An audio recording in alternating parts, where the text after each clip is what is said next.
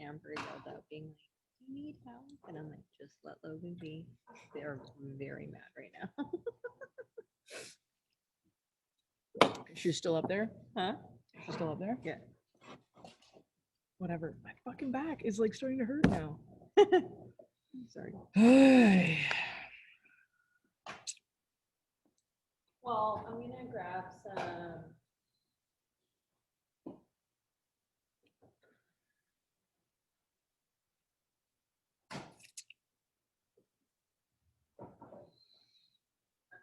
Go to Sept. Do you need anything from Sept? We need Drano, so I'm gonna go get some Drano. Check the list. Whatever we need, I write on the list. Welcome back after reading week. We now get to start the exciting long section of program design. So as far as the textbook and the notes and the videos and all of that, it'll take us about 2 weeks to get through the whole section. So don't feel like you have to watch all the videos or read the entire textbook right away. We're gonna sort of space it out over the next little while. And I will also be back in Nanaimo, not this weekend, but next weekend on the 17th, and we'll pair that day up with your CPR. So starting to get some important things done as we go here. I know we met last Tuesday, just kind of catching up schedule-wise, but we've had a few days off. So questions, comments, concerns, anything that's coming up in the videos that we feel like we haven't covered in class yet, or are we ready to launch into a new section?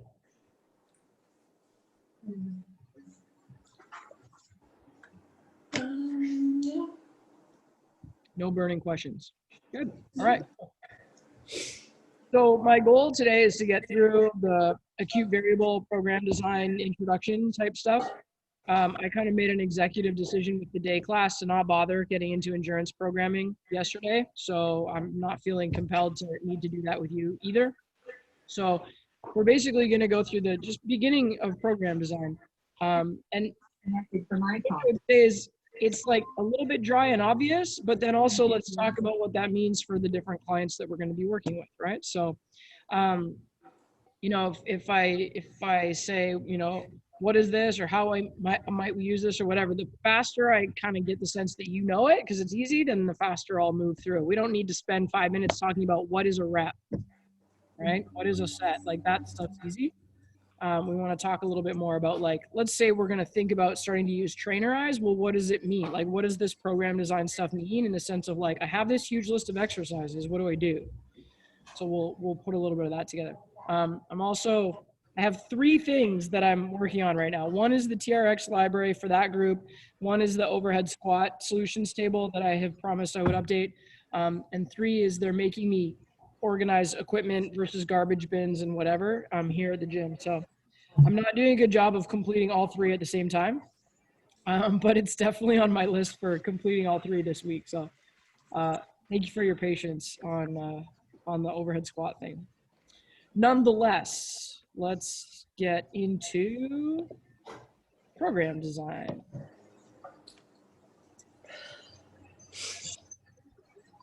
So if I were to sort of sum up what I want for you in program design is I want you to be able to write better programs for yourselves based on what your own goals are. So pick good exercises, know why you're picking them, and then know what to do after you feel like you've mastered them. Or I want to work on weight loss right now. Okay, cool, I've achieved my weight loss goal. Now what should I do? So a big part of program design is like actually feeling like what you're doing is useful, effective, fun, right? Because we have to figure out how to not just teach fitness, but also participate in it. And one of the things I find a lot of trainers ask in the program is like, well, I want to be able to write myself better programs. Awesome, cool, let's figure out how to do that. Second thing that we want to be able to do is be professional when we take on a client and we help them, right? And how we write their program is a part of that. So I am super over trainers who walk out onto the gym floor with a blank clipboard and make shit up as they walk around. Oh, look, there's a BOSU. Okay, client, next exercise, we're gonna do a push-up on a BOSU. Oh, good, cable machine's free. Okay, cool, now we're gonna do a, you know, I'm super over that. So part of what we want when we ask a client a bunch of questions, figure out what their goal is, create a SMART goal with them. And we take them onto the gym floor and we do an overhead squat and we do a step test and we put them through some movement and we actually use every movement they do as an assessment, right? Because every time they're moving, we're assessing them. When we have all of that information, there is zero reason why we should not have a program planned out ahead of time. Now, there's both pros and cons to that. The pros are, I sign up a new client, I sit down, I spend some time writing the program. I'm now covered for the next 3 weeks, 4 weeks, 6 weeks, 12 weeks, however long I write the program, right? So there's this cadence to training, which is like prospecting, client gain, programming, training, right? And then I get to the end of a phase and then I get to encourage my client to continue working with me. And if they say yes, I get to write the next program and then we get back into training. And there's a really nice kind of flow to that. I would call that a pro, right? Because like when I sign my client up, I sit down, do a bunch of programming, and then for however many weeks, I don't have to program for that person anymore. I don't want to have to write programs every single night. It's exhausting, and I'm not creating good flow for the client, right? So I want to be able to create a chunk of time at a time. So I think that's important. The potential cons of that are you have to feel comfortable writing a program for a block of time. Right? So like at first, we're going to learn how to write individual programs that make sense.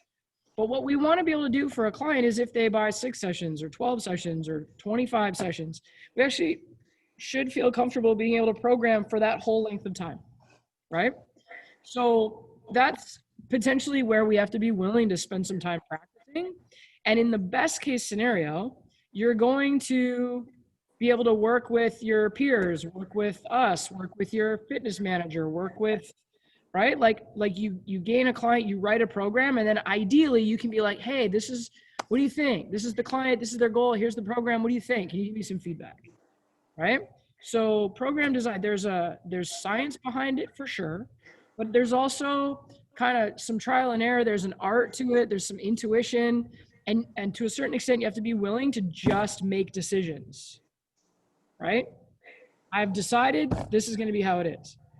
And then 3 weeks later, 4 weeks later, I can sort of go, okay, well, how did that go? Okay, and I want to make some changes, right? Or even sometimes on the day of, I might make a small change because of what my client says or because of how I see them moving in their warm-up, right? But it's really, really important to at least have a guide or a template. And that guide or template should both meet them where they're at and also move them towards their goal. So that's kind of that's my belief about program design. At the same time, we're working with normal people for the most part. Not very many of us will train Olympic level athletes. Not very many of us will train bodybuilders preparing for a show. Some of us might, but not many of us. Not very many of us will train people for 5 years, right? So we also kind of get to go like, okay, Logan, you're making it sound really scary, but also like most normal people need a somewhat similar thing. And so we're going to start to get comfortable programming at least a somewhat similar thing, and then we can make slight adjustments based on the individual people, right? So when we do workouts as a group, we're teaching pretty foundational things because those foundational basic things are going to apply to everybody, right? So I don't mean to make it sound scary, but you should care about program design as a part of the quality of your service, right? I'm like, I don't want to see stuff written on napkins.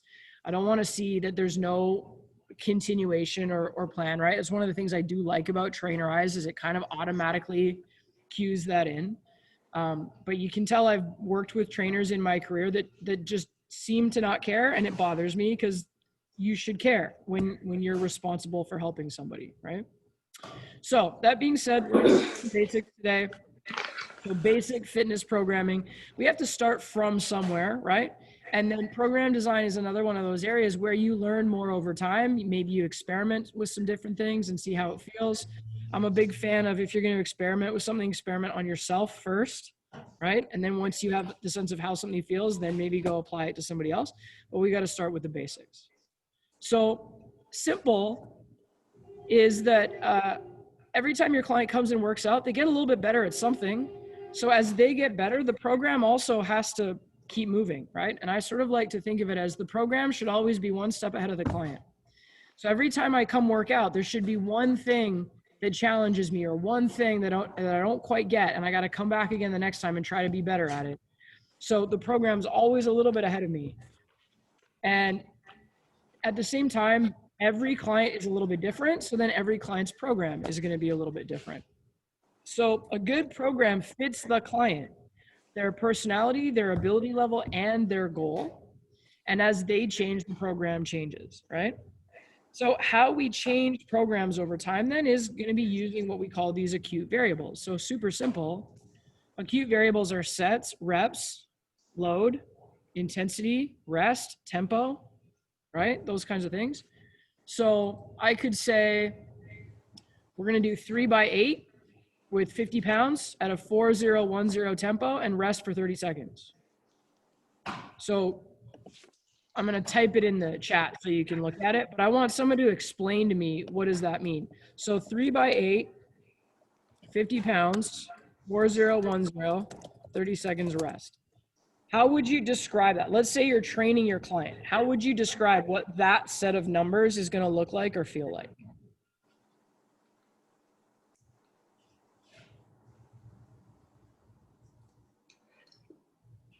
Like in what way? So Asif, give it a shot, man. I've never worked out before. You're taking me through my first workout and you kind of want to explain to me what I'm going to be doing. So how would you explain this set of numbers to me? So 3x8 is basically 3 sets of workout, and each set is going to be 8 repetitions.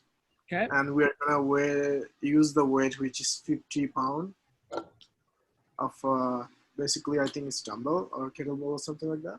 Yeah, it doesn't really matter. I haven't said what. 4 I think is for positive.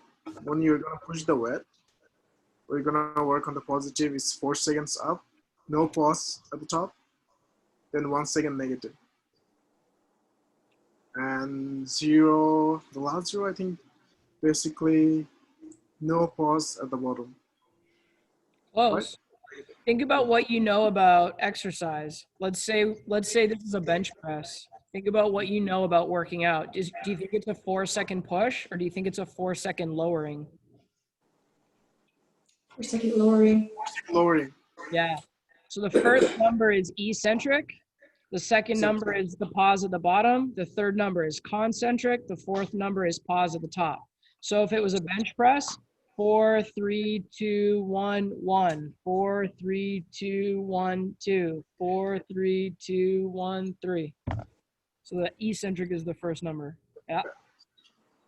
And then 30-second rest in between each set. Great. There you go. Now, that's like a set of categories, right? So on my templates, because I like my templates to look a certain way, I'm old and stuck in my ways. So for me, my columns match that. Sets, reps, weight. Weight's usually blank because I got to see what the client can do, right? Tempo, rest. And then I leave myself a place for notes at the end. That's what my templates look like. And 9 times out of 10, those are the way I'm going to write categories. The only time that changes if I'm writing a circuit and or I'm doing exercises that don't have weight. Like if I'm doing body weight stuff, I don't need to say body weight every time. I just take that column out, right? But sets, reps, weight, tempo, and rest. Those would be acute variables. So we'll talk about what beginners should be doing, what weightlifters should be doing, what power athletes should be doing, right? We're going to look at it from the perspective of these acute variables. And some of this is just going to be memorizing and or like leaving the acute variables programming sheet on the desk while you're writing programs so you can just look at it. But this is the section that we're taking a look at. Okay? All right. So we'll take a look at a couple different types of programs. We've got beginner, intermediate, advanced. We've got lean body mass gain, or what we would call a hypertrophy program. We've got circuit programs, strength programs, power programs. Those are very general categories. So inside of a beginner program, I could be working on weight loss. I could be working on wellness. I could be working on a beginner sports conditioning program. I could be working on a beginner rehab program, I could be working on a beginner muscle gain program, right? But beginner is a category. Similarly, with a circuit program, I could be doing a circuit program for athletes. I could be doing a circuit program for older adults. I could be doing a circuit program for weight loss, right? So we're typically going to have a couple of words that define what it is that we're doing. These are just examples of structure, okay? So a beginner program, I think it's really important to feel comfortable with this one because most of the time when we work with someone, there's some element of beginnerness, right? They're starting on a brand new type of goal. They're brand new to the gym, right? And for you as a brand new trainer, I at least want you to feel comfortable working with brand new clients. So beginner programs, I want you to think about someone you know that in your mind represents a beginner, like a family member who's never worked out before, or maybe your kid who's 16 and is like, hey, I really want to learn how to work out, right? Like put someone in your mind that you think is a beginner. And then when you think about what they're going to feel like when they go to the gym or what exercise is going to feel like for them, that kind of helps you figure out, well, how would I treat them, right?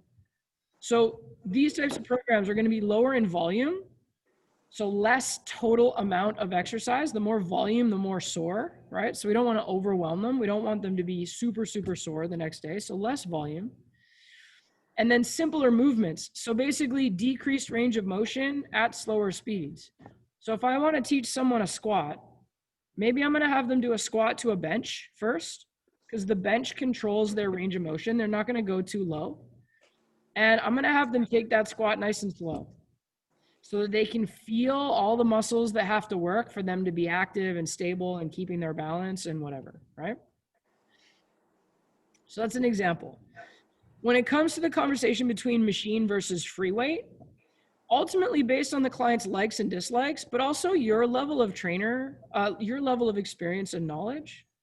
So there's something that I say all the time, which is when you first meet a client, you want to give that person a really great experience.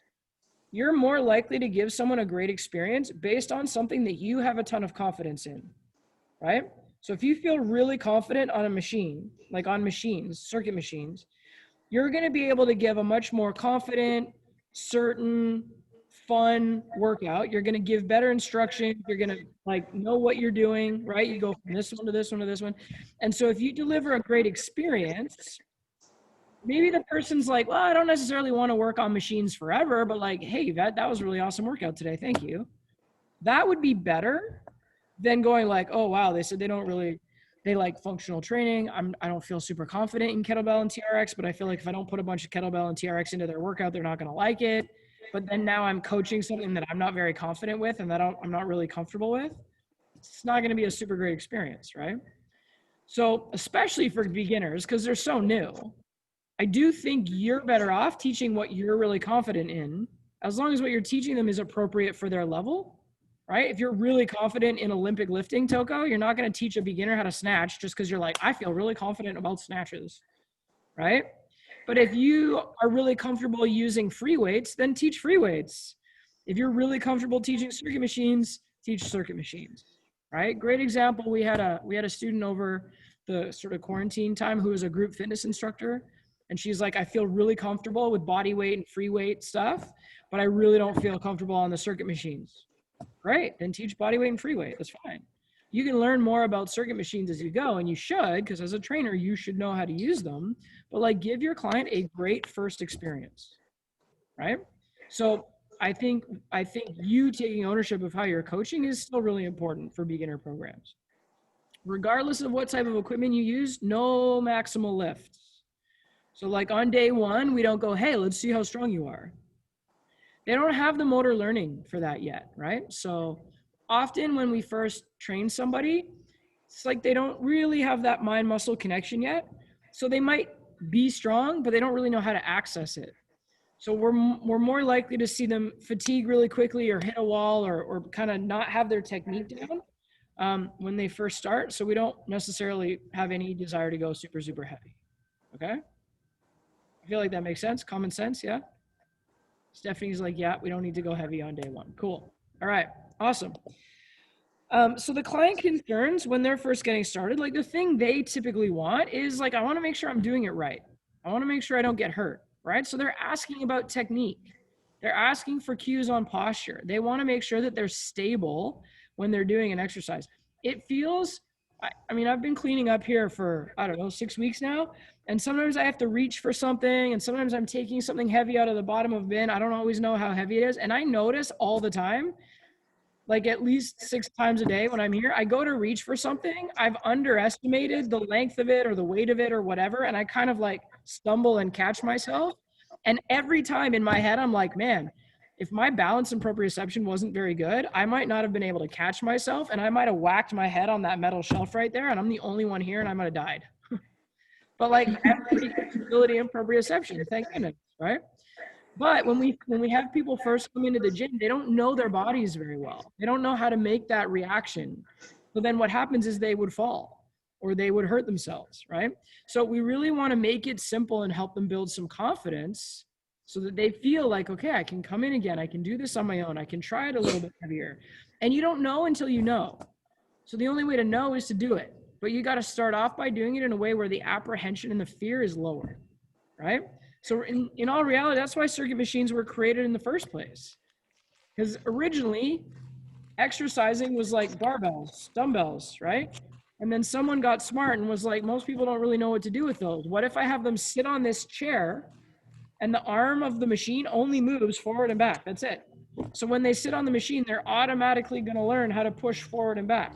Right. That's what circuit machines are all about, right?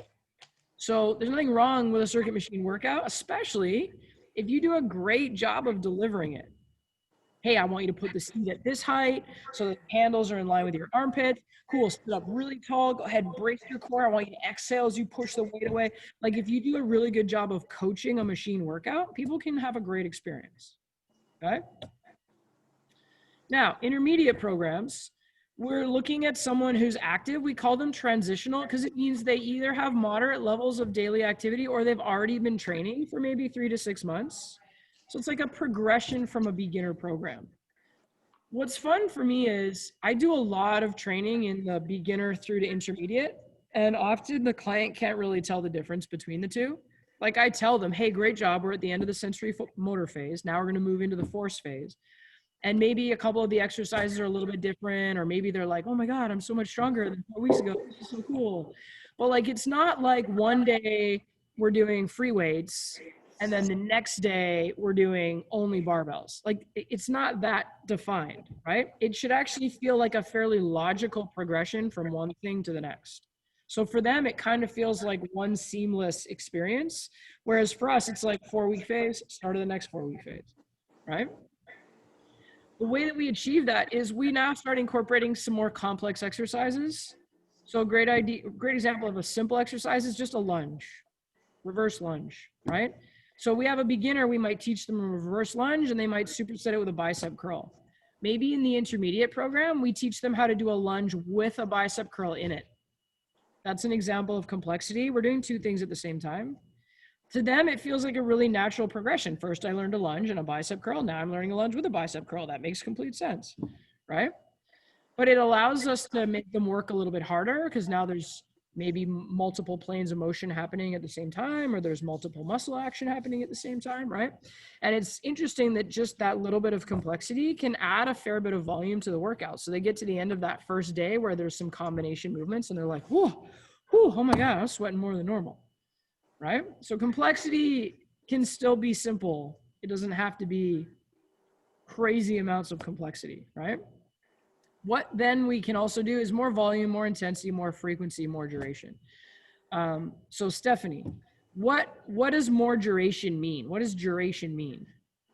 Durations mean the time Yeah. or rep.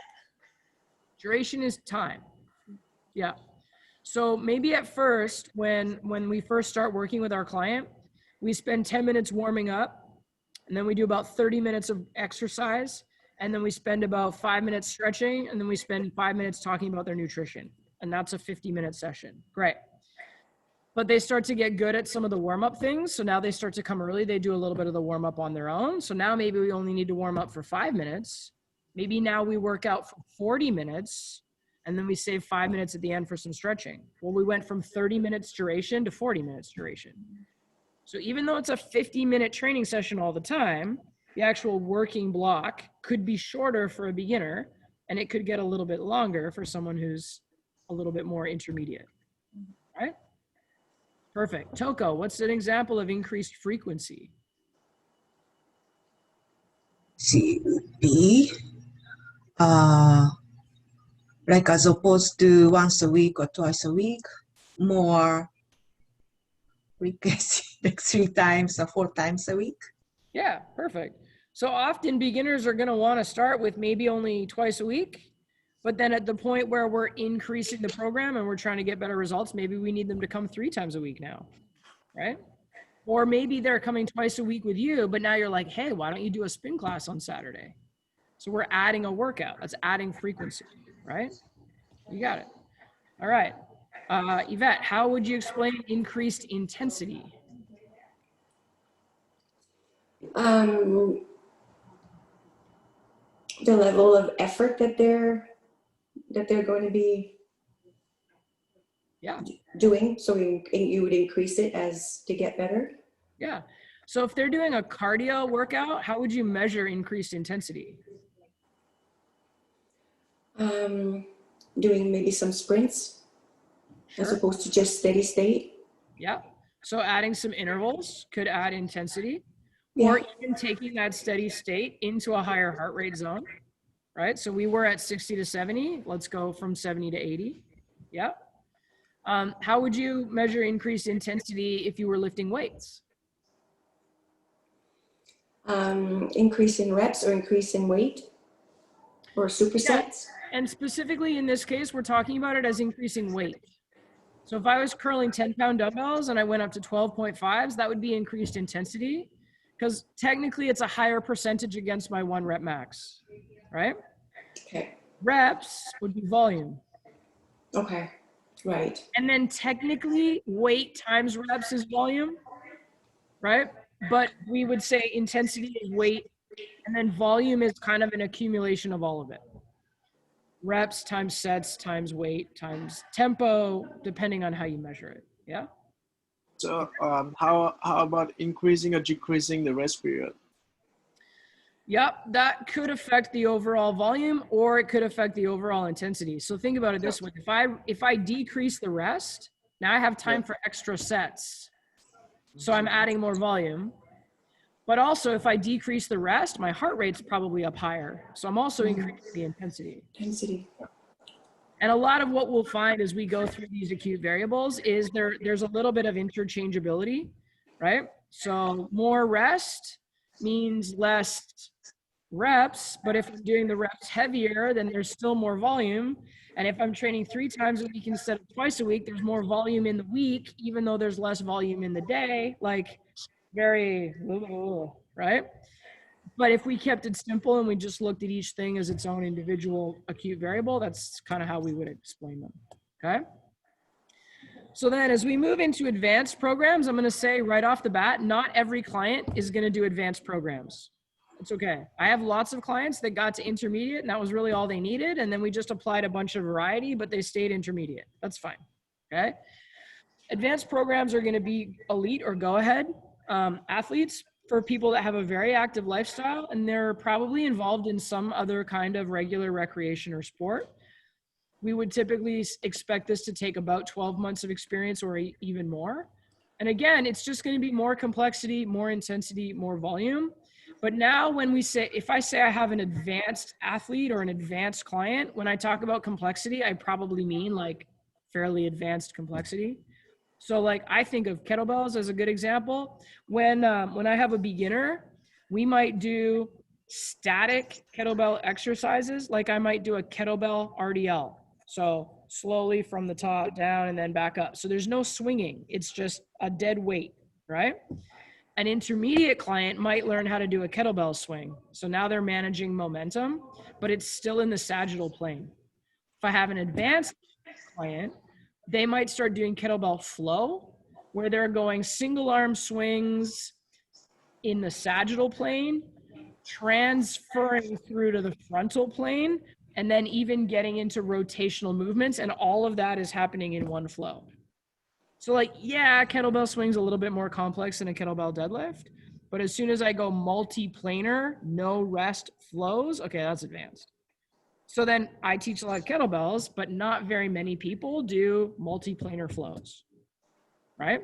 So you think of it like a pyramid, you're gonna have a lot of beginners.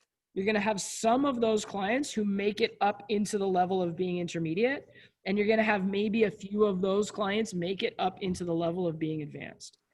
That's okay. That's, again, just what dealing with general population is all about. Okay? All right. So from there, we start looking at the lean body mass programs. And what we mean by this is specifically looking for an increase in muscle mass. So what can be a little bit confusing for some people is that there's a difference between increased muscle mass and increased strength. So increase in muscle mass is more muscle tissue. Okay? And in order to achieve that, the program usually involves higher volume, which means reps times sets times weight. And we might talk about volume in a day, but we usually, for a lean body mass program, we usually talk about volume in a week. So to gain muscle mass, you really have to be training like at least 3 to 4 days a week, if not 5 or 6. Right? And maybe you would add more over time. Like you might start with 3 and then you might move to 4 and then you might move to 5 at some point, right? And the other thing that we would look at with this volume is we're going to do multiple sets per exercise, and we're going to do multiple exercises per muscle group. So Renee, what is Monday known as in the sort of bodybuilding traditional fitness sport world? Renee says, let's check the chat. Chest day. Yeah, sure is. So Monday is chest day. So if I was trying to gain muscle mass and I was going to do chest day on Monday, I would probably do bench press, supersetted with a dumbbell fly, and then I'd do an incline bench press, maybe supersetted with an ascending cable fly, and then I'd probably do some push-ups, maybe 1.5 rep push-ups, and then I would probably do a dumbbell pullover. Like all of those are chest exercises. That's why it's called chest day, right? So then if I did chest on Monday, well, then I'd probably have to split my workout up over the week. So I might do chest on Monday, back on Tuesday, legs on Wednesday, shoulders Thursday, and then legs again on Friday.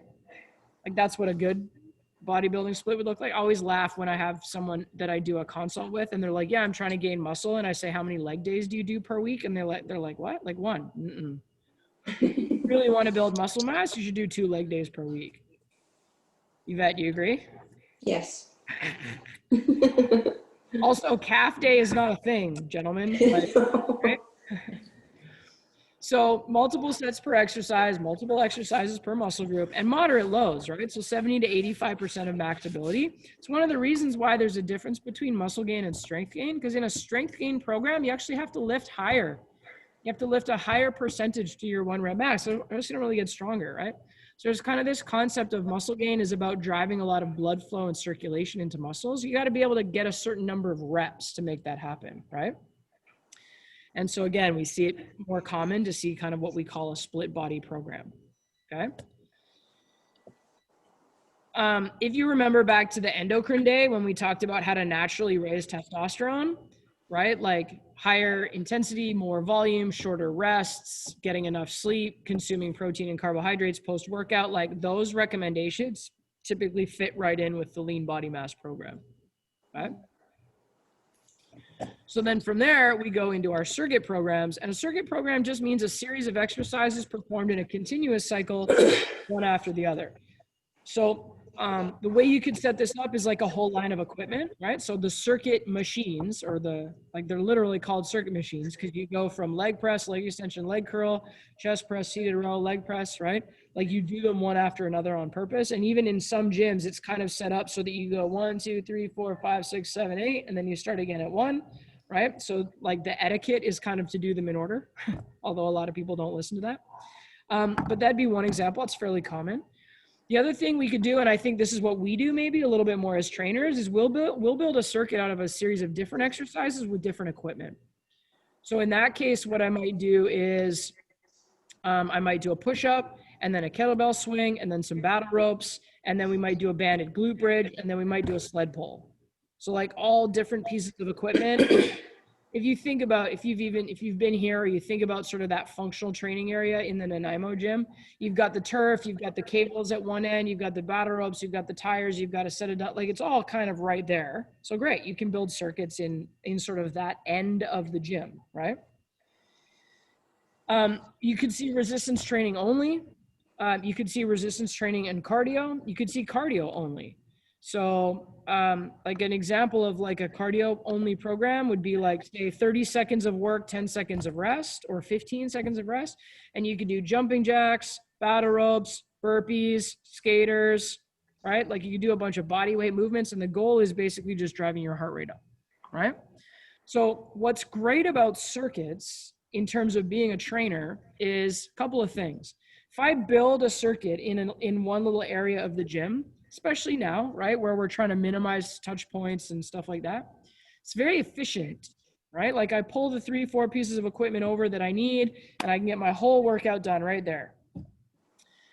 So that's kind of cool. I don't waste half of my time walking from the dumbbell over to the lying leg curl and back, right, every time. I also don't really have to share equipment. Because like, what if I walk over to the lying leg curl and someone's using it in the meantime between my sets, and I'm like, dude, I was using that. And then he's like, well, you weren't here. Like it wastes time, right? So circuits can be really helpful for that reason. And also, like I get more done, right? If I do 3 sets of leg press in a row, and then 3 sets of leg extension in a row, and then 3 sets of leg curl in a row, I have to rest in between each time.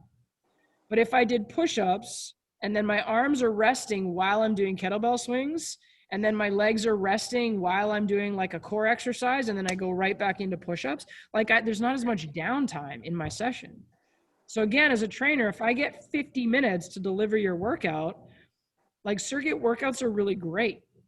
You don't see a lot of personal trainers doing like pure strength training, because you do 1 set and then you have to wait for 3 minutes. Like how valuable is your time? Now, if you want that type of program and you want to work with a trainer to do that, fine. But like for Gen Pop Fitness, it's not the most efficient. It's not the best training experience, right? And your client has to sort of know what they're asking for if they're going to be satisfied by like, hey, we were here for an hour and I did like 4 exercises. So it just becomes more conducive to what people expect to get out of a training session to run something like that. So things to think about, okay? With circuit programs, the other thing to think about too is these are really good for group. So I would say the one thing that's different about the current climate right now is you can't have participants moving from one station to another, because that would mean they're all touching the same equipment. But we can still build a circuit workout in a pod.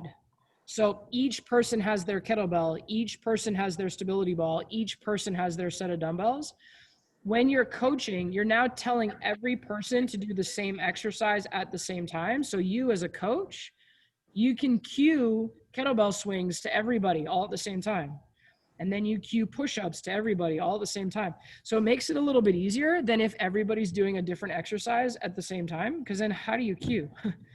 When we were doing GT12, it was 12 stations. And let's say you had 12 people. Each person's doing a different exercise at the same time. So as a coach, I did a lot of like, brace your core, breathe. Because like otherwise everybody's doing different things. Like squeeze glutes, brace your core, and breathe. Those are kind of generic. You can say those no matter what. But outside of that, like everyone's doing a different exercise. So again, there's something kind of nice about group workouts where everybody's doing the same thing at the same time, or maybe there's only 2 exercises happening at a time because it's easier to manage, right?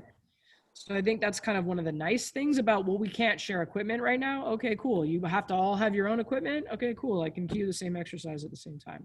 I'm enjoying it, to be honest. I can manage 12 stations at the same time, but it's like a lot of work. It's a lot easier to just coach one thing at a time. Does that make sense? Yeah. Okay, cool. So with groups then, it might make more sense to do it based on time.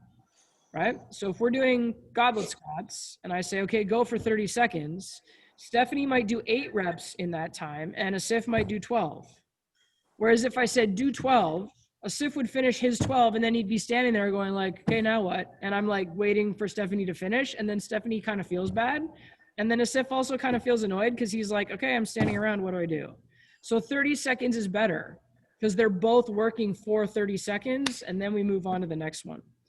So circuit programs potentially work better if they're time-based. Okay? Potentially. From there, let's go look at strength programs. So now, different from muscle gain, where muscle gain, we want to build more muscle. Strength programs are about enhancing the body's ability to exert higher levels of force. So really what that means is if I weigh the same across a 1 year period of time, in order for me to increase strength, I have to lift heavier weights, right? So there's a little bit of a ratio thing there. If I lose weight and I'm lifting the same amount of weight, technically I'm stronger because I weigh less, but the most obvious way to measure strength improvements is that I'm lifting heavier weights over time, right? So there's lots of factors that affect strength, right? Neural control is sort of that mind-muscle connection, right? Like how many motor units we're capable of accessing. A lot of the times what I notice, especially with beginner clients, is they're actually stronger than they know how to access.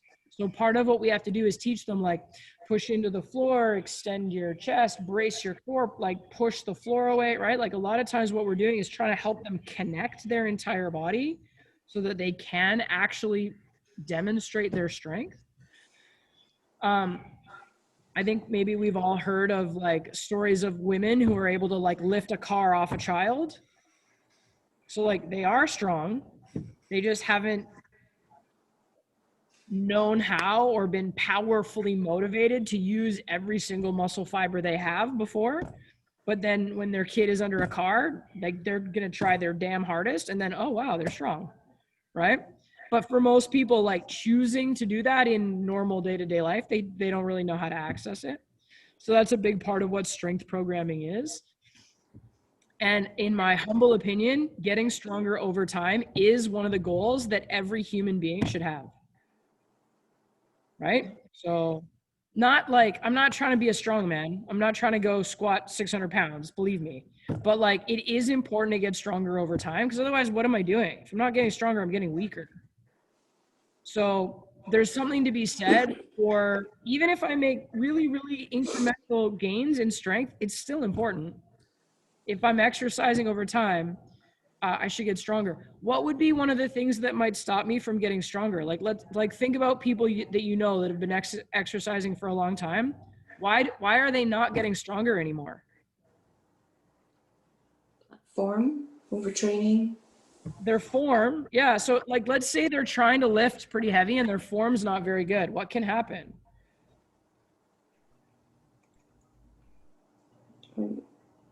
They can get hurt. Yeah, they get an injury, right? So one of the things I think about is that if it's my goal to get stronger over time, then it's also important for me to be pain and injury free. So if I train in a way where my goal is to get stronger over time, I am also training in a way that means I'm trying to avoid pain and injury, because pain and injury would stop me from getting stronger, right? And the reason why I say get stronger over time is maybe trying to do 10 reps with 200 pounds today is not the best choice to make. But I will eventually do 10 reps at 200 pounds if I take those small incremental steps to get there properly. And so sometimes that means working on my mobility for a while. Sometimes that means working on stability in the frontal plane for a while. Sometimes that means dealing with the fact that I sit all day and I gotta like improve my posture for a while, right? So I think a little bit about, like, I think about young kids, maybe young boys, especially in the gym, where they just want to lift as heavy as possible, as quickly as possible, but then a lot of them end up getting hurt. If the goal was to get stronger over time, it might make sense to pay attention to form, technique, stability, mobility, muscle balance, movement quality, etc. on the way there, right? So I do think strength over time is important. I do think it's important that we all know how to program for increased strength over time. Okay, so neural control is one thing. So that balance between mobility and stability at the joint is really important. but also cross-sectional area, right? So my bench press is going to be stronger than my chest fly because my bench press uses my chest, my shoulders, my lats, right? Whereas my pec fly is kind of more isolated to just my chest alone. So the more muscle I'm training through in terms of the cross-sectional area of my body, the stronger I can be. And there is also a baseline requirement for muscle mass underneath strength. Okay, so sometimes we have to start off by building some muscle in order to get stronger. So I think about one of the guys that used to teach for BCPTI. His name is Brian. He's 5'1". He's about 125 pounds, 130 pounds. Pretty little guy. But his vertical jump is insane. He can jump higher than the height of his own body. His calves are bigger than my head. But he's like light, right? And he does powerlifting and he does Olympic lifting. He's got the provincial record for bench press, snatch, and clean and jerk for his weight category. But he's in a fairly low weight category, right? So he's very, very strong for his size. But when he's lifting with other strong people at the gym, he's not as strong as they are because they're 6 feet tall and they're 215 pounds, right? So at a certain point, in order for him to get stronger, he actually has to spend some time getting bigger, weighing more, because mass displaces mass, right? So the strongest guy in the world right now, the Game of Thrones guy, Hathor or whoever, he's like 6'7" and like, I don't know, 450 pounds. Like it's crazy. But he's so big that he can displace over 1,000 pounds when he does a deadlift, right? So there is a muscle mass component. There is a body mass component to strength. So again, if I use myself as an example, I'm very happy being 6 feet tall and 165 pounds. That's really good for me. I fit into all my clothes. I feel like I eat a reasonable amount. My grocery bill isn't astronomically expensive, right? If I wanted to get stronger, I'd have to be 175 pounds. I'd have to be 185 pounds. And I just don't really want to do that at this stage in my career. As a pro athlete, I was 185 because when someone bumped into me, I also didn't want to get knocked off the ball. If someone's running so I'm a goalie, I'm standing still. If someone runs at me with speed and they bump into me, I'm going to fall over. But if I was 185 against someone who was 135 running into me, I don't fall over, right? So it made sense for me to carry an extra 20 pounds then. There's no reason for me to carry an extra 20 pounds now. I just don't feel good doing it, right? So again, strength is going to be relative to muscle gain. So for some people, like maybe Toko as an example, like your Olympic lifts are really only going to get so far before you'd actually just have to get bigger.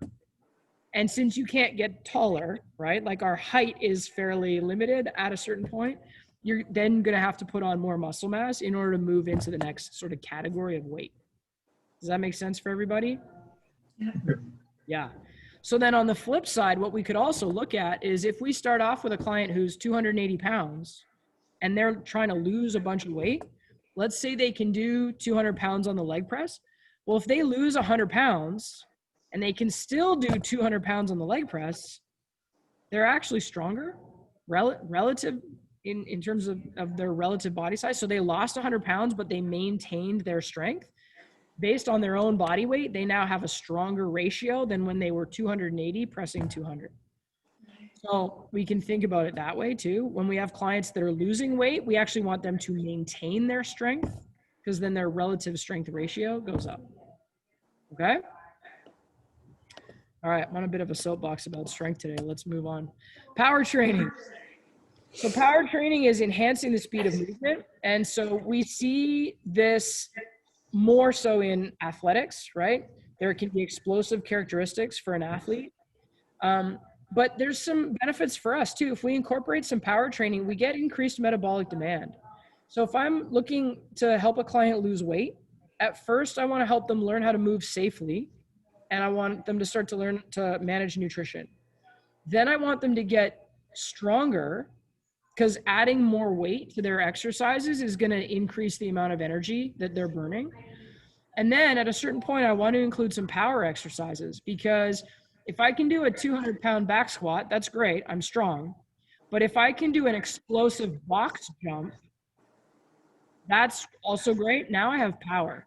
And what's interesting is it takes more energy to demonstrate power, right? Because I now am moving with more speed. So force is mass times acceleration, and speed is velocity times force. So there's a whole nother layer of physics when we're talking about power. And ultimately what that means to me as a human being is I'm burning more energy. So power is important for lots of reasons.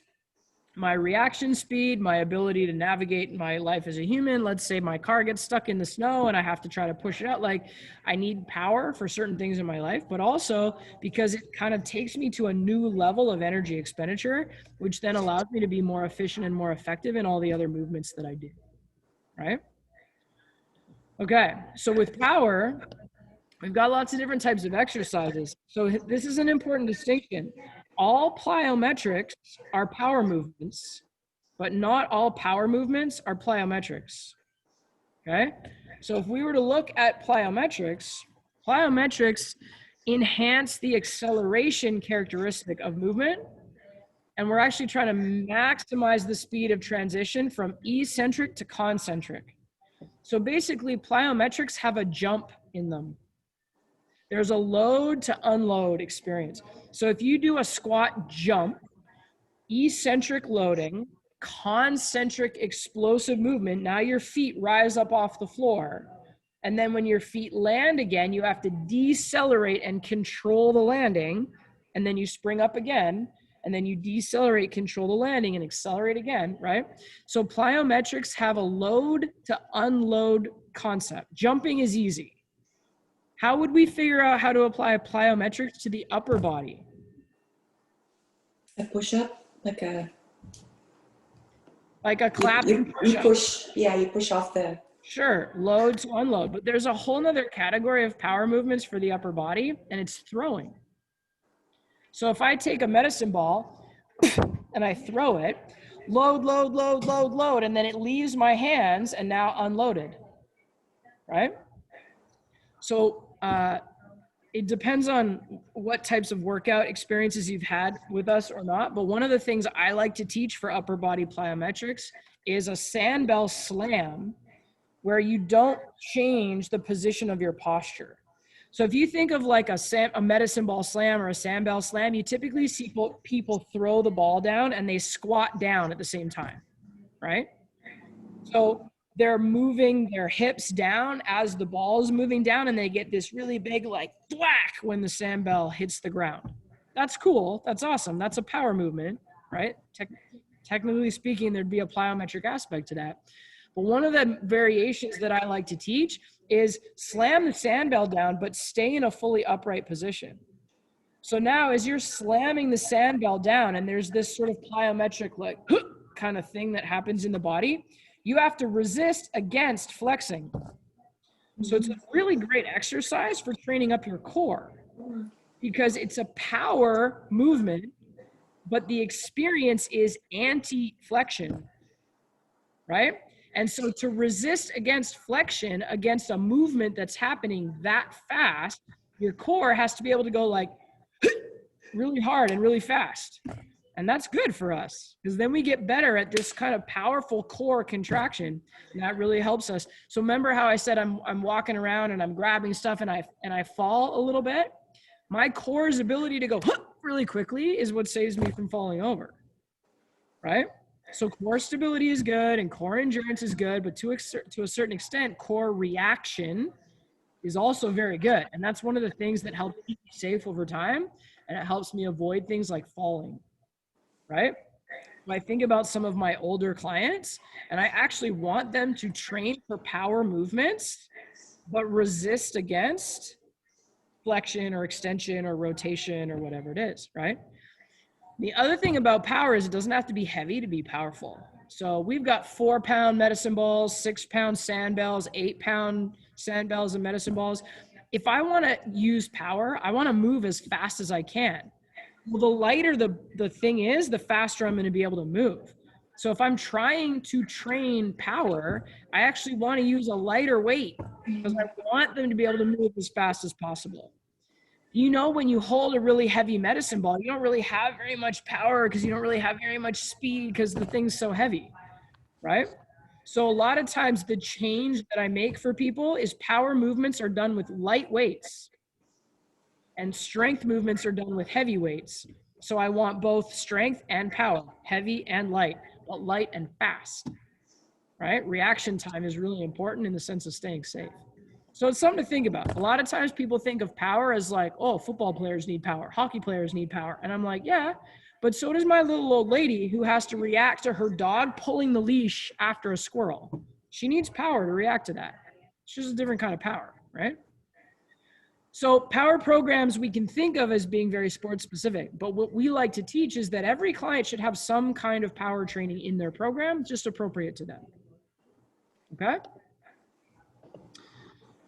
All right, cool. So the last little bit on plyometrics here then is if I want to lift light weights to go fast and I want to focus on the explosive characteristic of the movement, I'm also not going to do a ton of it. So here's my opinion. This doesn't come from PTA Global. This is a Logan opinion. Plyometrics should not be programmed for cardio, although they do have a cardiovascular effect. Okay? So if you were to imagine, I'm not going to ask you to do it, but if I were to say, get up and do 3 explosive squat jumps as high as you can. By the time you hit that 3rd one, that's probably your best, / maybe you're already starting to get a little bit tired. But if I asked you for 3 explosive squat jumps, you'd give me pretty awesome explosive squat jumps. But if I was like, okay, I want you to give me explosive squat jumps for 60 seconds, go. Oh my God. Right? There's no way. You can either work as hard as you can, or you can work for a while. You can't really do both. So go back and think about the energy systems, the ATP PC system. You can get like maybe 3 seconds of max effort.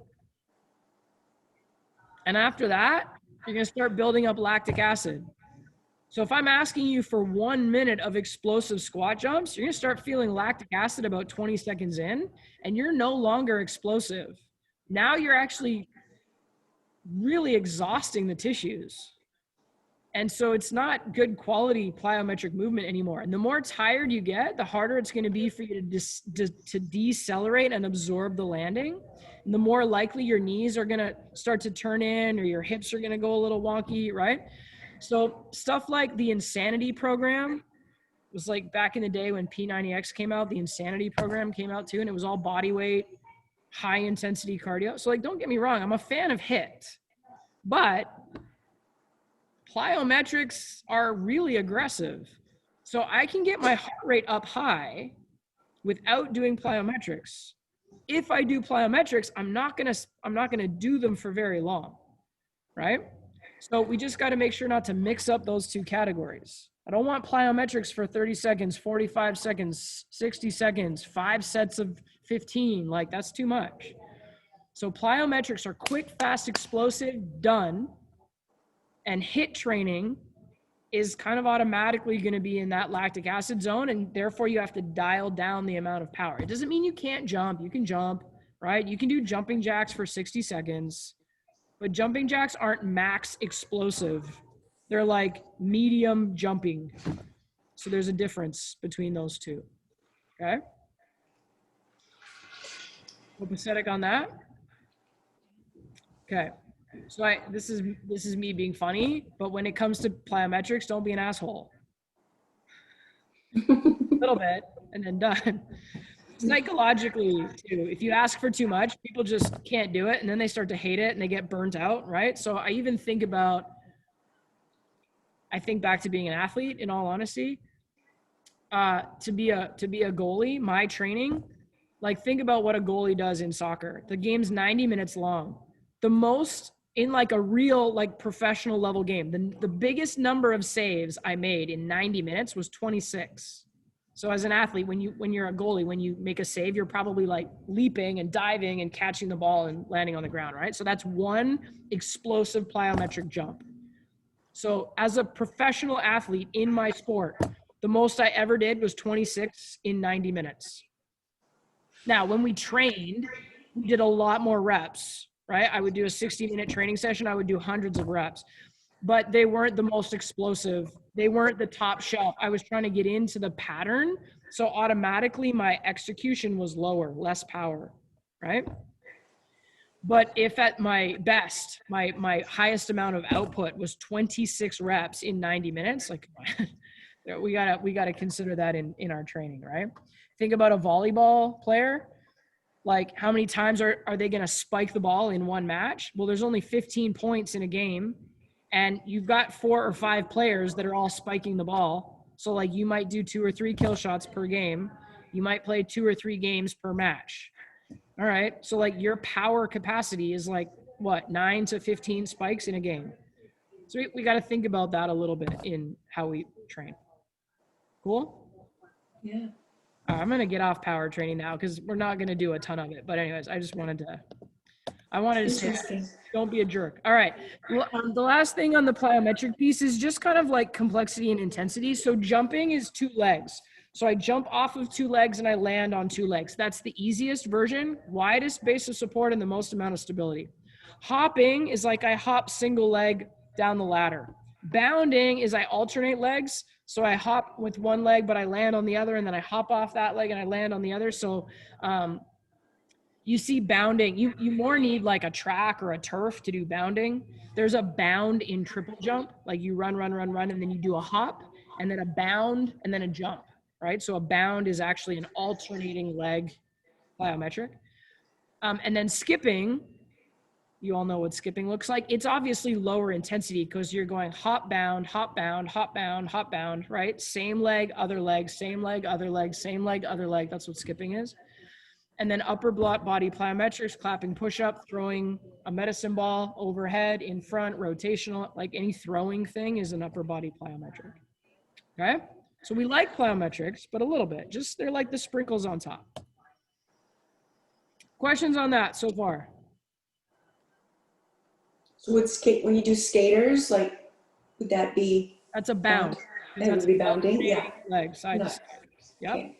good job. Okay, cool. So let's think for a minute. If I have a beginner client that wants to lose weight, what kind of program am I going to run? Machine, traditional. Okay. So a beginner program, slow, low range of motion, low complexity. Machines might be a good place to start. Is that a circuit workout, or is that a single set workout, multiple set workout?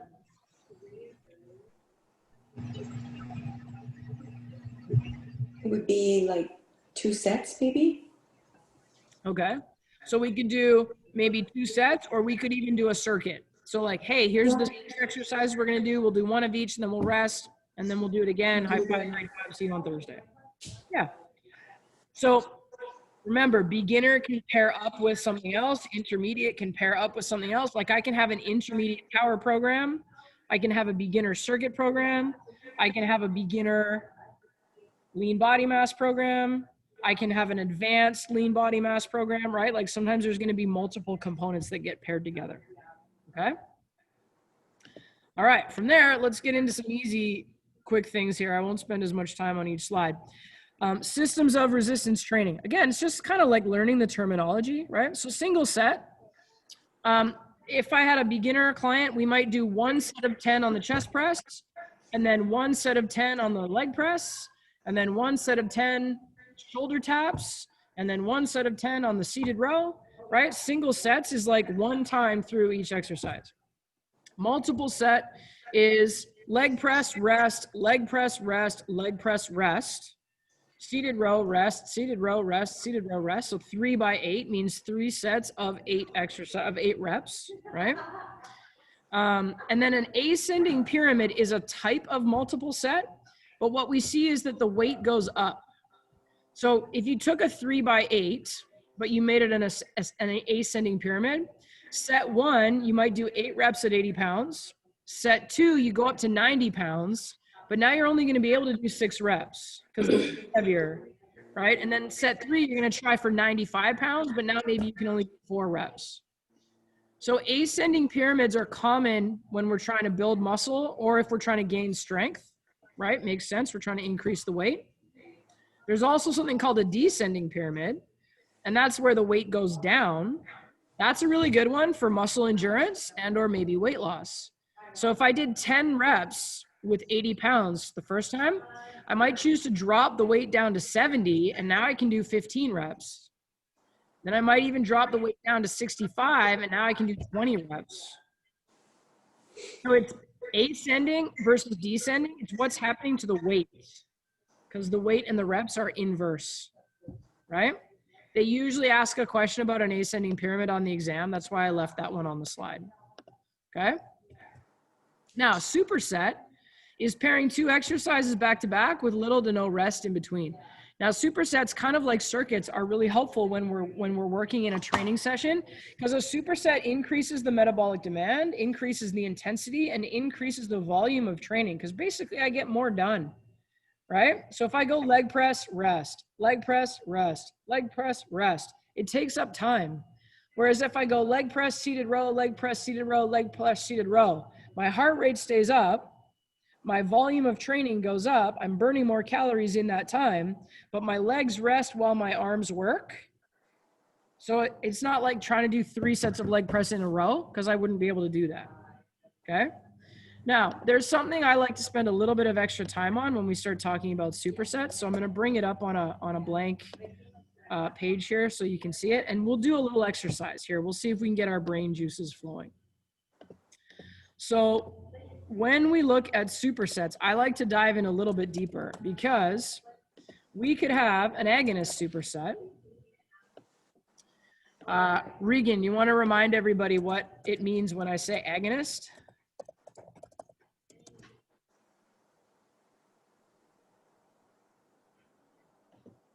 Maybe?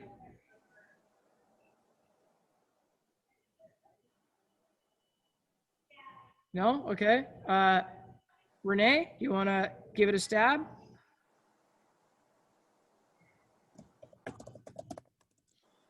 We got people running off to eat snacks. Okay. So I'll give you the list, and then I'll explain the 3 of them. So the agonist is the working muscle, right? So Toko, if I'm doing a bench press, what's the agonist muscle? Bench press, right? Is that bicep?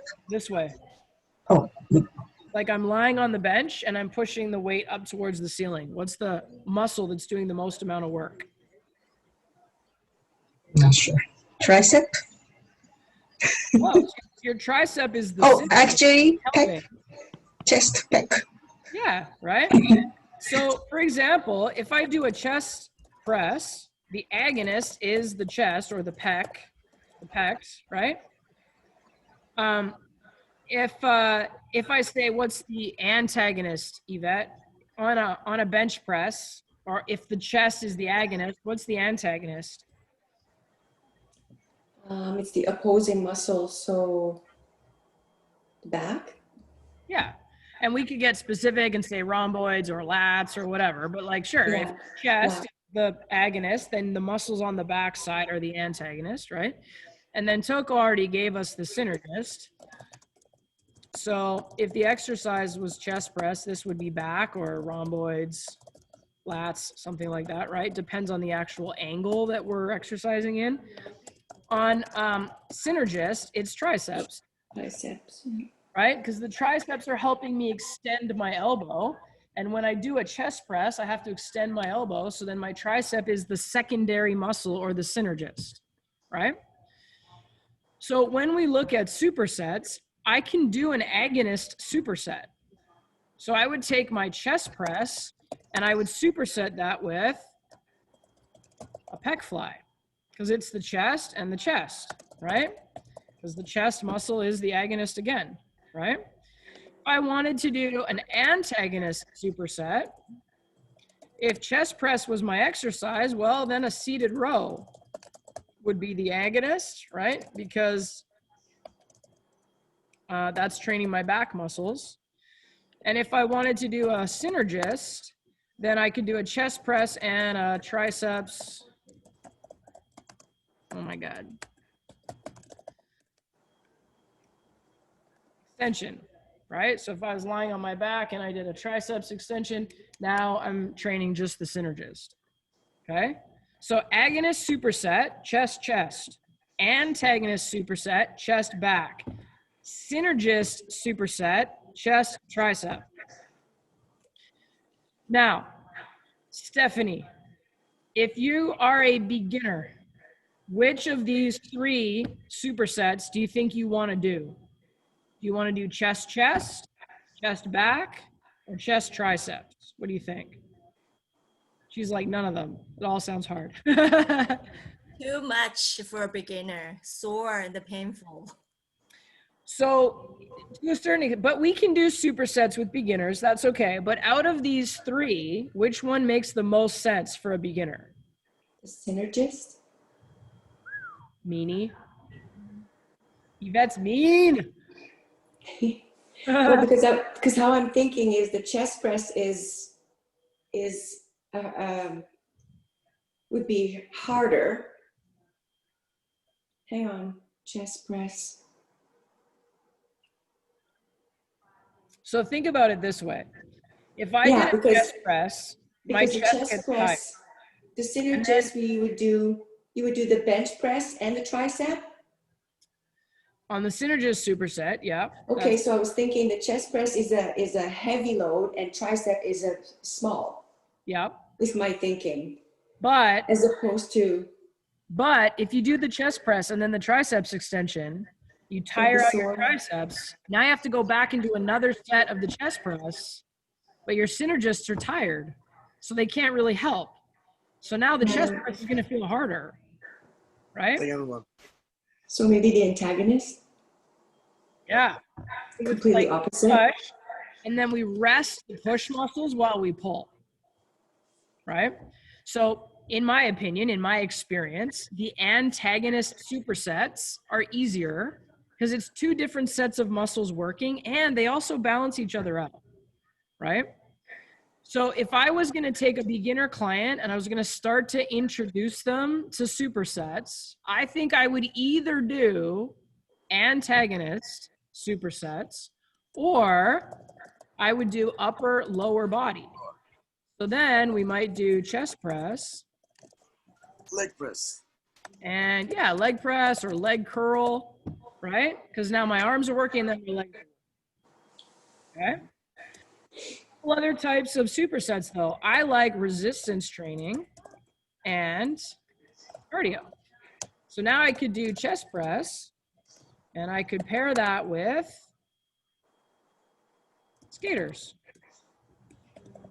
So I'm doing one with load and then I'm doing one to get my heart rate up.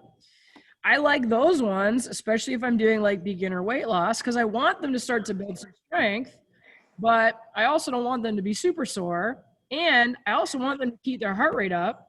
So if I lie down on a bench to do a chest press, my heart rate goes down a little bit because I'm not strong enough to lift very heavy yet. But I want them to learn the form and I want them to start to feel comfortable, right? But then I want them to stand up and do a skater so that their heart rate gets up. Then they can lie down and do another chest press, and then they got to get up and do another skater, right? So those can be good for beginners too, because it sort of helps us teach technique, but keep the heart rate up, but it's not too heavy, but they're not going to be too sore, right? And then another one of my favorites is strength versus stability. I like this one a lot when I'm working with people that have some issues in their overhead squat, and or maybe they have a little bit of pain, and or maybe they have some muscle imbalances, right? Because in this case, maybe I would do a chest press and I would pair it with like a kettlebell arm bar, which is like a shoulder stability movement, Okay. right? So we know that people need more strength in their external rotators, right? Like you see people warm up for chest day doing like external rotation stuff, right? I'm not a huge fan of isolated external rotation. That's not really how the shoulder works, but a kettlebell arm bar is like a 360-degree stability exercise. Also, I get to do it lying sideways. So I do a chest press lying on my back, and then I turn sideways and I'm doing a kettlebell stability exercise. Strength, when I do a stability exercise, it makes the next time I go do the strength exercise a little bit stronger, right? So these are all examples of supersets. I might use different supersets for different reasons. So some of them are for beginners, some of them are for weight loss, Some of them are for muscle imbalance. Some of them are for more advanced participants. Like the agonist and the synergist ones, in my mind, are for more advanced participants who want to gain muscle mass, right? So supersets by themselves are great, but there's different types of supersets, and we want to pick different things for different reasons, okay? So I'm going to give you like a little bonus piece of homework today. I want you to write me a superset for each of these types. So write me an agonist superset. Write me an antagonist superset. Write me a synergist. Write me an upper body, lower body. Write me a resistance training cardio. Write me a strength and stability one, right? Don't copy the ones I've already given you. Pick something else. So I did them all based on chest press. You don't have to do them all based on one exercise, but write me one of each. And it's a fun little exercise to do. Bonus little realization that we might have had here. If you were like, oh my God, I don't know what the agonist is in a chest press. Oh, cool. Well, now we're going to have to start thinking about that, right? Because one of the really important things that we might want to cue with our clients is letting them know what the agonist is. So if I say to someone, hey, we're going to do a push, I might want to let them know that like the major muscle working is their chest. And then we also want to keep the core nice and tight, right? Like FYI, the core is always a synergist all the time, okay? If we were doing a chest press and then a seated row, I might want to tell my client, hey, these are opposites. They're actually a pair. The chest helps you push and your back helps you pull. So it's actually really important to keep the body in balance. It's important for us to do both. So sometimes what you end up learning out of program design is like it becomes a little bit easier to learn the muscles and to figure out what does what, right? And if we know that a push and a pull and a press and a squat and a hinge, right? If we know that those keep the body in balance, it can also be a little bit easier to write programs because we're like, okay, well, how do I write a balanced program today? Oh, okay, well, I've got to kind of do one of each movement, right? So kind of like a bonus little lesson in learning, oh, I do know it, or oops, I don't know that. I gotta go figure that out, right? Okay, questions on the supersets? Okay, cool. Upper body, lower body supersets can also be known as peripheral heart action. It's a type of program that gets recommended by the Heart and Lung Association or whatever. This is a really good way to generate circulation. So for people that are a little bit more deconditioned, alternating upper body, lower body is good because it helps spread the workout throughout the whole body and it keeps their heart rate up, but it's not exhausting, right?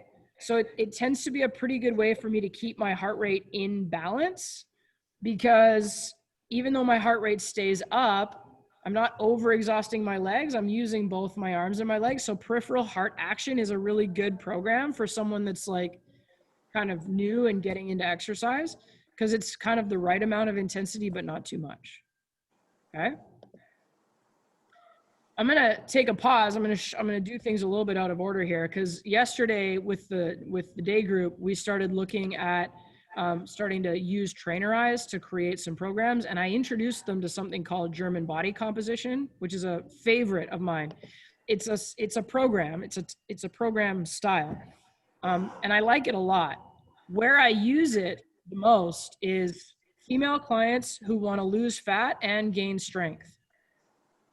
Because it's a really nice overall program. It builds strength. It's got a fairly high metabolic output. I would say it's a little bit more of an intermediate program. Like it's not necessarily beginner. Like if you're deconditioned, it's going to wreck you. But it's a good, so like if I see someone working out at the gym a fair bit and I see them here often enough, and then they're like, yeah, I just can't lose this last 10 pounds. And I think now I really want to work on getting stronger. In my head, I'm like, bing, German body comp. Great. Yeah, it's getting set up. So it's simple, but it's effective. And that's why I like it. So let me show it to you because we started writing it up on Trainer Eyes. And I've put it into the shared program folder. So I think what that means is you should be able to import it to your own program if you want to. So we started writing it. We wrote day 1 and I saved day 2 to write for you guys. So what it is it's actually a 4-day split. So it's day 1, day 2, rest. And then you repeat day 1, day 2, rest, rest. So it's like Monday, Tuesday workout, Wednesday off, Thursday, Friday workout, and then you take the weekend off. Or you go to yoga or you do cardio or whatever, right? But it's a 4-day split, but it's only got 2 days in it. So the way that I was writing that was day 1 and day 1 copy, or day 1 second time, right? So let's take a look at it. It's the instructions at the top here. We focus on eccentric tempos. So because Trainer Eyes doesn't really allow me to write tempos in the workout, I've put it in the instructions. So you'll notice that they're all, for the most part, eccentrically focused. So the first superset, the A set, it's kettlebell goblet squat and a machine vertical row. So we're gonna go 4 sets. We're gonna go squat, row, squat, row, squat, row, squat, row, right? And then you move on to the second one, which is a back extension and a shoulder press. Back extension, shoulder press, back extension, 4 times, right? And then you go do a leg press and an incline fly. I wanted a Y fly, but they didn't have it in Trainer Eyes, so I wrote the next closest thing. FYI, if I was coaching my client, I would have them do a Y fly. This was the closest thing. We started talking about the fact that if the exercise you want exactly isn't in the program, well, you can go upload a video and put it in yourself. So this might be an area where I might make that adjustment, right? So that's day 1. So let's look at writing day 2, and this will kind of be an example. I know I've sort of showed it quickly, but let's go write day 2. I want it to be regular because I want to be able to create those supersets, right? So instructions, focus on eccentric tempos. I'll write them in once I pick my exercises. So exercise 1, I want to pick a lying leg curl. And it's gonna be 8 reps. I'll fix the sets in a minute because when I group them together in the superset, it deletes my sets anyways. The next one I want is a dumbbell chest press. And I gotta get this picture box out of the way here. So I want a flat bench. Why are these all angled? Let's see what happens if I type in this word instead. There we go, that's better. All right, so now I wanna create this as a superset. So I select the 2 of them, I hit superset, and now I go write my 4 sets. And German body comp is always 30 seconds in between each exercise, so I go make that adjustment here. So that's the first superset. Now I want a reverse lunge. And I want to do that one. And I'm going to pair that with a lat pull down. And I like the close grip pull down myself. And so now I want to superset those 2. I want 4 sets. This one's going to be, so when I do reverse lunges, I like to do all of them on one leg first. So I'm going to say 12, but it's actually 12 each because I'm going to do 12 on the right and then 12 on the left. And there's my 30 seconds. Okay. And then for the third exercise, we're going to do, oh yeah, it is right on, trap bar deadlift. And we're going to pair that with plate knee tuck. And what's similar? Plate weighted crunch. Nope. Because that's going to be a crunch. And I want weighted crunch. A knee tuck. So the closest thing on here kind of looks like the knee to elbow. So that's fine. I'll use that for now. And superset that. 4 sets. Oi. So trap bar deadlift 15. And I want to try to do 20 knee to elbows. And there's my 30 seconds. All right, so those are my exercises. It's 3 supersets. Now I can go back up here and I can write what my tempos are. So A1 means the first exercise.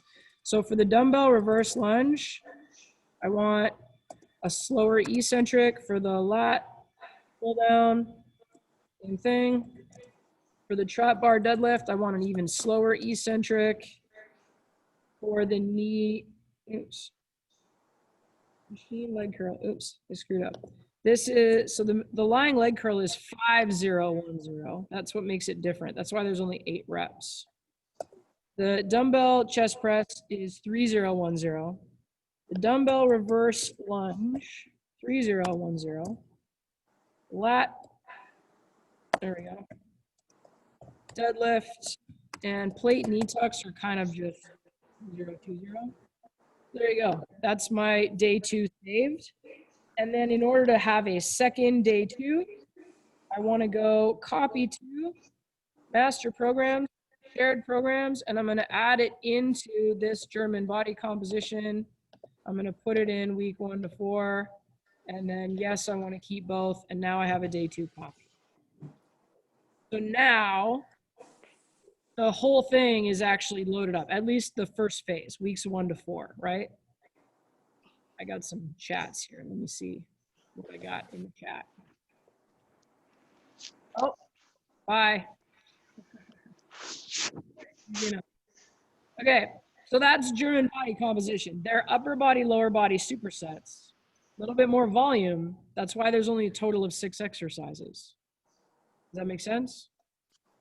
So what I'll leave for you is if you go into your Trainerize account and you subscribe to or you import the German body comp program, what I like about it is I can go schedule it for a client.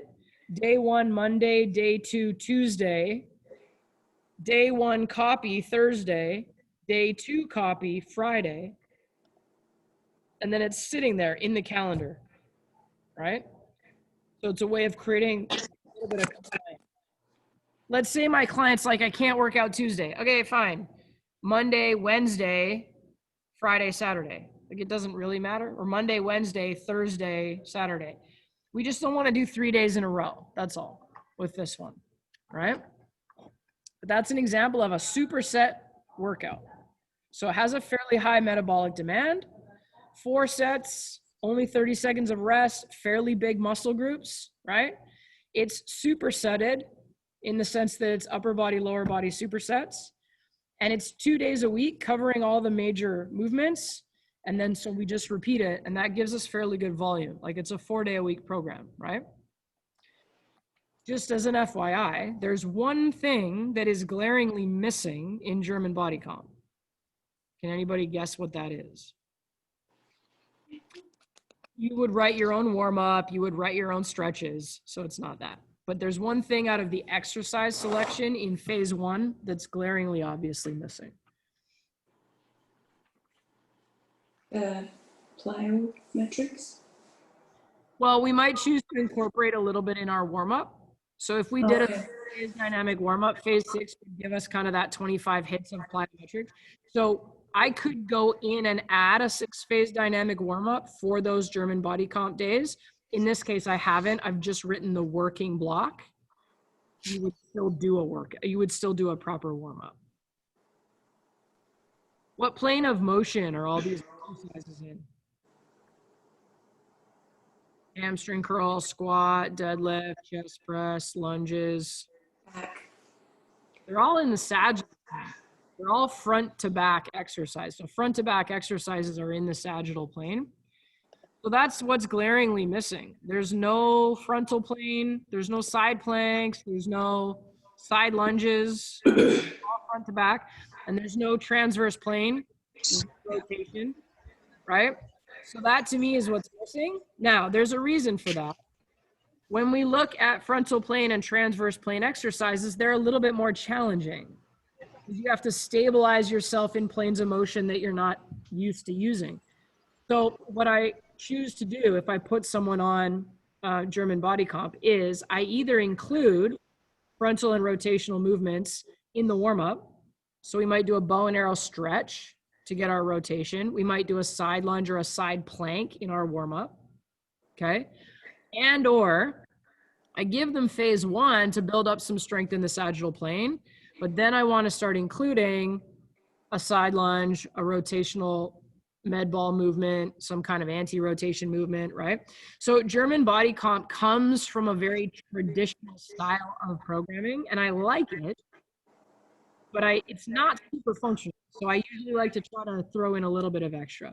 But if my client goes to yoga, they're getting some good rotational work. If they play a sport 1 day a week, they're getting some good 360-degree movement, right? But if the only thing they're doing is German body comp, I like to try to give them a little bit of other stuff that gets them moving in those other planes. That's the only thing, right? So you'll hear me say at certain points in program design, every workout should train all 3 planes of motion every time. And then you're like, but Logan, German body comp doesn't. I know.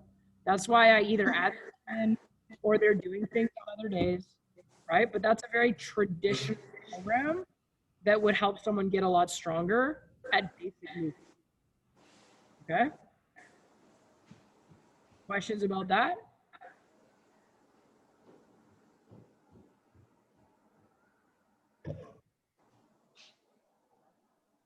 Cool. You could also Google German body composition and read a little bit more about it. It's a fairly popular program style. So it's definitely not mine. I didn't make it up. The Germans did, obviously. But it's a good one. And it's kind of a nice simple one, but it's simple and effective, which is kind of one of the hallmarks for me of what a good training program is. All right. So from there, moving on, this chart has a couple stars in it. There's usually a handful of exam questions that come out of this content here. When I get done these slides, I'm going to show you where to find like the cheat sheet on the PTA Global site. So there is a nice concise way of seeing this all on the same page, but I'll show it to you when we're done. So now we're going to look at kind of the specific acute variable ranges for these different types of programs. Okay, so let's start with the beginner one. We're going to go all the way across the top of this chart for our beginner clients. So when it comes to the choice of exercise, we already sort of talked about for beginners that we want low technical demand, okay? And when we're picking the order of the exercises that we're going to train, we want to do larger muscles first, progressing down to smaller muscles. So think about it. If I was taking a beginner client through a routine workout, I probably want to do like leg press, leg extension, leg curl, seated row, lat pull down first. And then I would do biceps, triceps, abduction, adduction later, right? So bigger muscles first, because we want the ones that are going to tire them out the most to be at the beginning of the workout. For a beginner, the rep range is 8 to 25. Now there's a big difference between 8 and 25. So what I would say about this is it depends on the exercise, right? So if I do reverse lunges, I might do 8 to 10.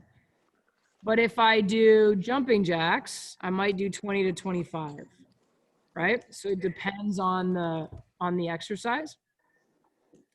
In terms of sets, I'm probably going to do 1 to 3 because, again, less volume, right? And then the rest interval, like how much time I give them to rest in between doing that same exercise again, it's 1 to 2 minutes. Now, we already talked about the benefit of doing circuit-style workouts for training sessions because it allows us to be more efficient. So this is a great example. If I do leg press and then I do seated row, let's say I spend about 45 seconds on the leg press, and then it takes me kind of 15 seconds to move over to the seated row. And then I do 45 seconds on the seated row, and then it takes me about 15 seconds to move back to the leg press. I've now had 1 minute and 15 seconds of rest from the first leg press set to the second one, right? So that's why we like supersets. That's why we like little mini circuits. If I was just doing leg press, I'd have to do leg press and then let them rest for maybe a minute and then leg press again, right? So that's why there's a start. 1 to 2 minutes means until we work that same exercise again, okay? And When we are training a beginner, again, we want that speed of movement to be slow to moderate.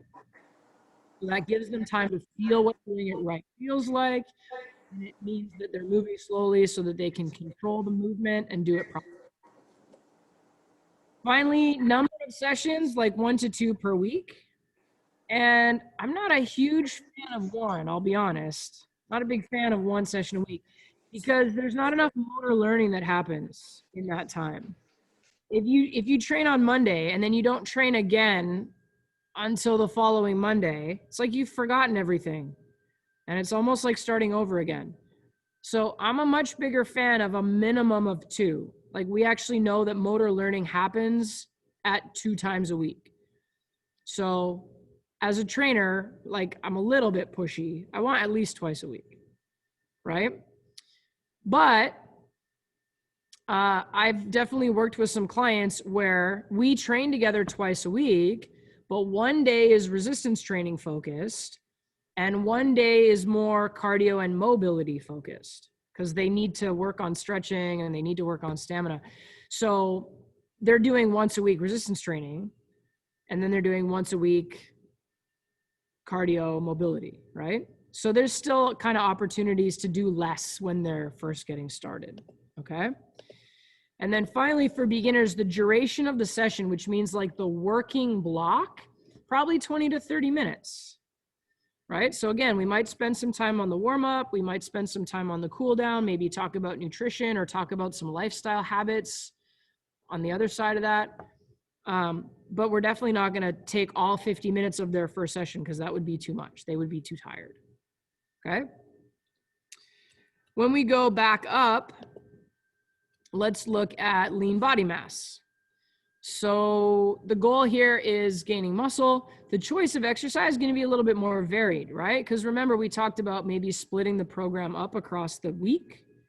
So chest day, back day, leg day. In general, we still can do large muscles first, but we might use specific training methods for more advanced participants. So John Meadows, great example. He's got the Mountain Dog programs.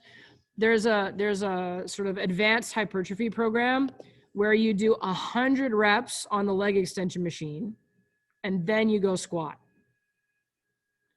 So it's called pre-exhaustion because you're exhausting your quads so that then when you go squat, it's like that much harder. Plus, I don't know, maybe you end up using more glutes and hamstrings. I don't really know. I'm not a bodybuilder, so I don't spend a ton of time looking at these programs. But that's an advanced model, okay? Pre-exhaustion is an advanced model. That's like agonist supersets to the max, right? So generally large muscles first, but sometimes for a specific reason, you might do a smaller muscle first and then go do your big muscles. But you got to have a strong why for doing that. Like you got to be smart and you got to know why you're doing it. You don't just do it because haha, you're going to be super sore tomorrow, right? So we got to read a little bit. We got to understand some of the research behind that stuff if we're going to make that choice. Okay. So varied exercises, generally large muscle groups first. And in this case, now we're looking at 6 to 12 reps, but 3 to 6 sets. So in general, if reps go down, weight is typically going to go up. So for a beginner, they might be doing body weight, they might be doing low weight exercises, but they can do more reps. Part of that is motor learning. I'm trying to sync the pattern into their brain. So when they do more reps, they learn it faster. Now, as I start lifting heavier weights, I can't do as many reps. So 6 to 12 reps probably also means more weight, right? Rest interval also varied, but when we looked at how to help drive more testosterone production in the body, we said generally short, right? So 30 seconds to 3 minutes is still a big window. I kind of tend to prefer 30 to 60 seconds just because what I'm trying to do is drive that bigger lactic acid output, because then that lactic acid drives growth hormone, right? Tempo in this case tends to be moderate to fast, although I don't know that I would call 4010 moderate to fast. To me, that's a little bit slow. But again, I'm emphasizing the eccentric on purpose for the strength gain. It's not directly a muscle gain program, right? So it might make sense to do moderate to fast reps for muscle gain. Number of sessions, 3+. So again, someone who's like, hey, I really want to gain muscle mass, but I can only come to the gym twice a week. It's not enough volume. You're not really going to make that happen, right? So kind of a minimum of 3 times a week for lean body mass. And then duration of session is 30 to 60 minutes. So again, more volume, right? We have to do more exercises on the same muscle group. We got to spend a little bit more time in the gym. Okay. So there's a couple more. There's strength, there's power, there's weight loss, right? What we look at pretty quickly, if we go from strength and power, we see that there's a lot that's similar. So strength is compound exercises and power is explosive. But in terms of the order, we want to do the most complex first. Both of them say 1 to 12 reps. Both of them say 2 to 8 sets. Both of them have the same amount of rest time. What's different is the speed of the movement. So for strength, we want to do moderate to fast, and for power, we want to do fast to explosive. They both have the same number of sessions. They both have the same duration, and you can kind of see how those are more advanced programs. And then let's take a look at weight loss. Because again, we're going to see a lot of people coming to us wanting help with weight loss. So choice of exercise, we want to prioritize large muscle groups because we want to get them burning more calories, right? So biceps and triceps and calves, they're not really going to burn a lot of calories for us. They're not necessarily the most meaningful when it comes to weight loss. And when we say order of the exercise, well, now it doesn't really apply because if we're doing all fairly big muscle groups, then the order doesn't really matter. So again, if you think back to that German body comp, it's lower body, upper body, supersets, but like they're all fairly big muscle groups, so the order doesn't really matter. So with that program, for example, let's say I'm in the gym and I need the lying leg curl first, but someone's on it. I'll just go do the second superset first, and then I'll come back and do the lying leg curl because they're all big muscle groups, so it doesn't really matter. So when you get into weight loss programs, it's sort of like a little bit more just get their heart rate and keep it up versus like, but at this point we absolutely have to use a squat rack. So it allows you to mix things up a little bit more, and that can help because it just keeps you moving, right? Then when we talk about reps and sets, it's actually all of the above because in order to lose weight, you need to move through sensory motor force and power over time. So for the first 4 weeks, you'd be a weight loss client that's doing a sensory motor phase. And then for the next set of 4 weeks, you'd be a weight loss client doing a force phase. And then for the next 4 weeks, you'd be a weight loss client doing a power phase. So the rep ranges are going to change based on whether or not you're doing endurance or strength or power, right? And for sets, we would say 2 to 4 because typically we're not going to do 8 sets of 1 rep max for weight loss, right? We want to be burning more calories than that. Rest time 0 to 2 minutes, and sort of based on conditioning. If I'm working with someone who needs to lose a lot of weight and they're very deconditioned, I have to give them more rest at first. But as their conditioning improves, we want to make those rest times shorter. And then again, speed of the movement is all of the above because I'm going to move through the different stability, strength, and power programs over the course of my periodization. Okay. Weight loss, 2 to 3 sessions per week. And I would certainly try to prioritize 3 times.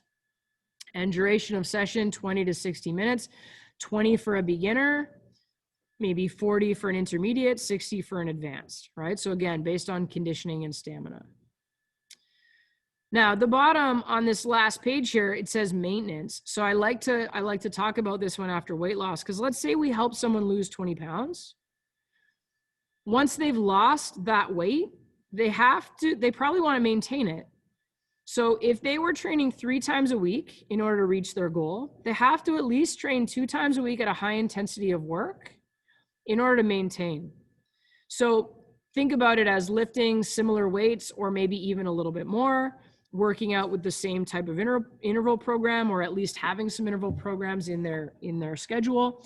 Like you have to work out at the same intensity you used to reach your goal, or else your body starts to return to pre-conditioned or pre-training conditioning. So when it comes to talking to someone about setting up a program for weight loss, one of the things I always like to do is a little bit of timeline math with them. So we like to say that weight loss happens at a rate of about 1 to 2 pounds per week. And I like to say if you work with a trainer, it should happen faster. So let's say you wanted to lose 10 pounds. That's going to happen in 5 to 6 weeks.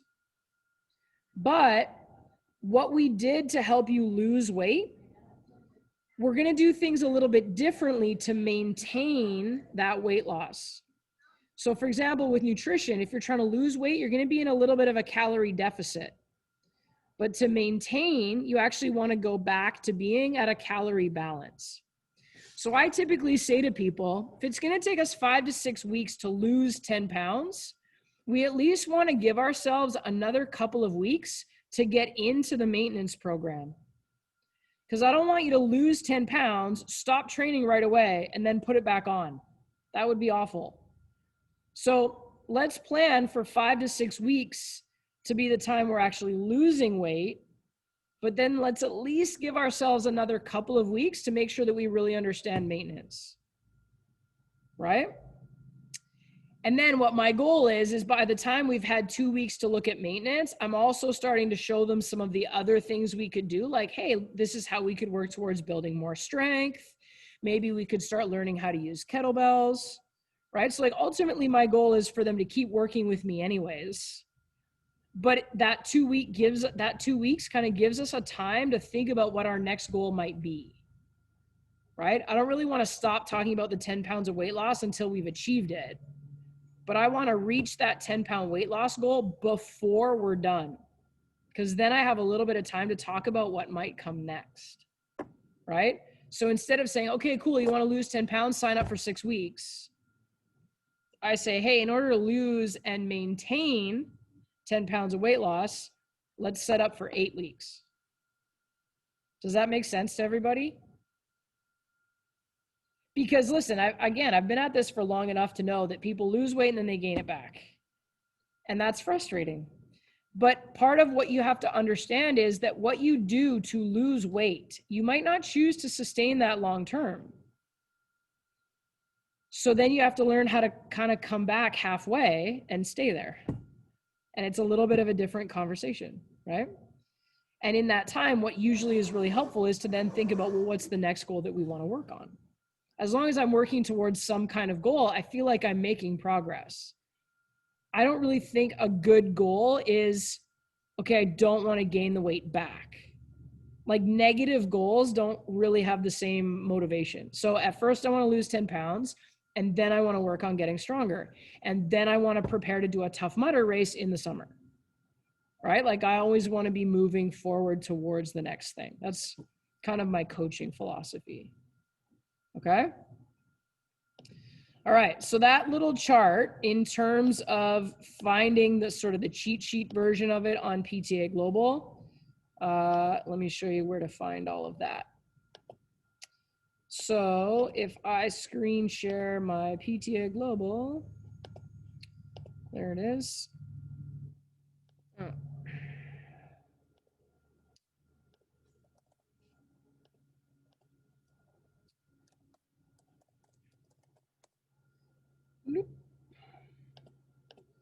There we go. All right, so if I share my PTA Global screen, when I go over here to forms, the acute variables form right here, that gives you kind of a synopsis of the various acute variables for goals and phases.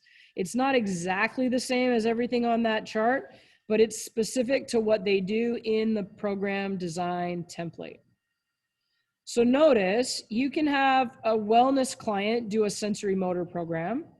You can have a wellness client do a force program, and you can have a wellness client do a power program, right?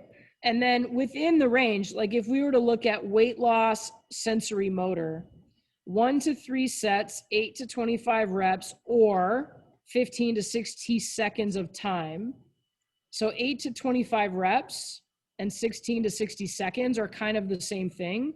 It's just one of them is more traditional and one of them is more progressive. Okay, and then the amount of intensity is low. The tempo is slow to moderate, and the rest is 0 to 60. All right, so if I have a beginner who's very deconditioned, I might do one set of 8 to 10 reps at a low intensity, at a slow tempo, and I might give them 60 seconds of rest. But if I have a weight loss client who's fairly advanced, they're more conditioned, we might do 3 sets of 20 reps, a little bit more intensity at a moderate speed, and I'm only going to give them 15 seconds of rest in between.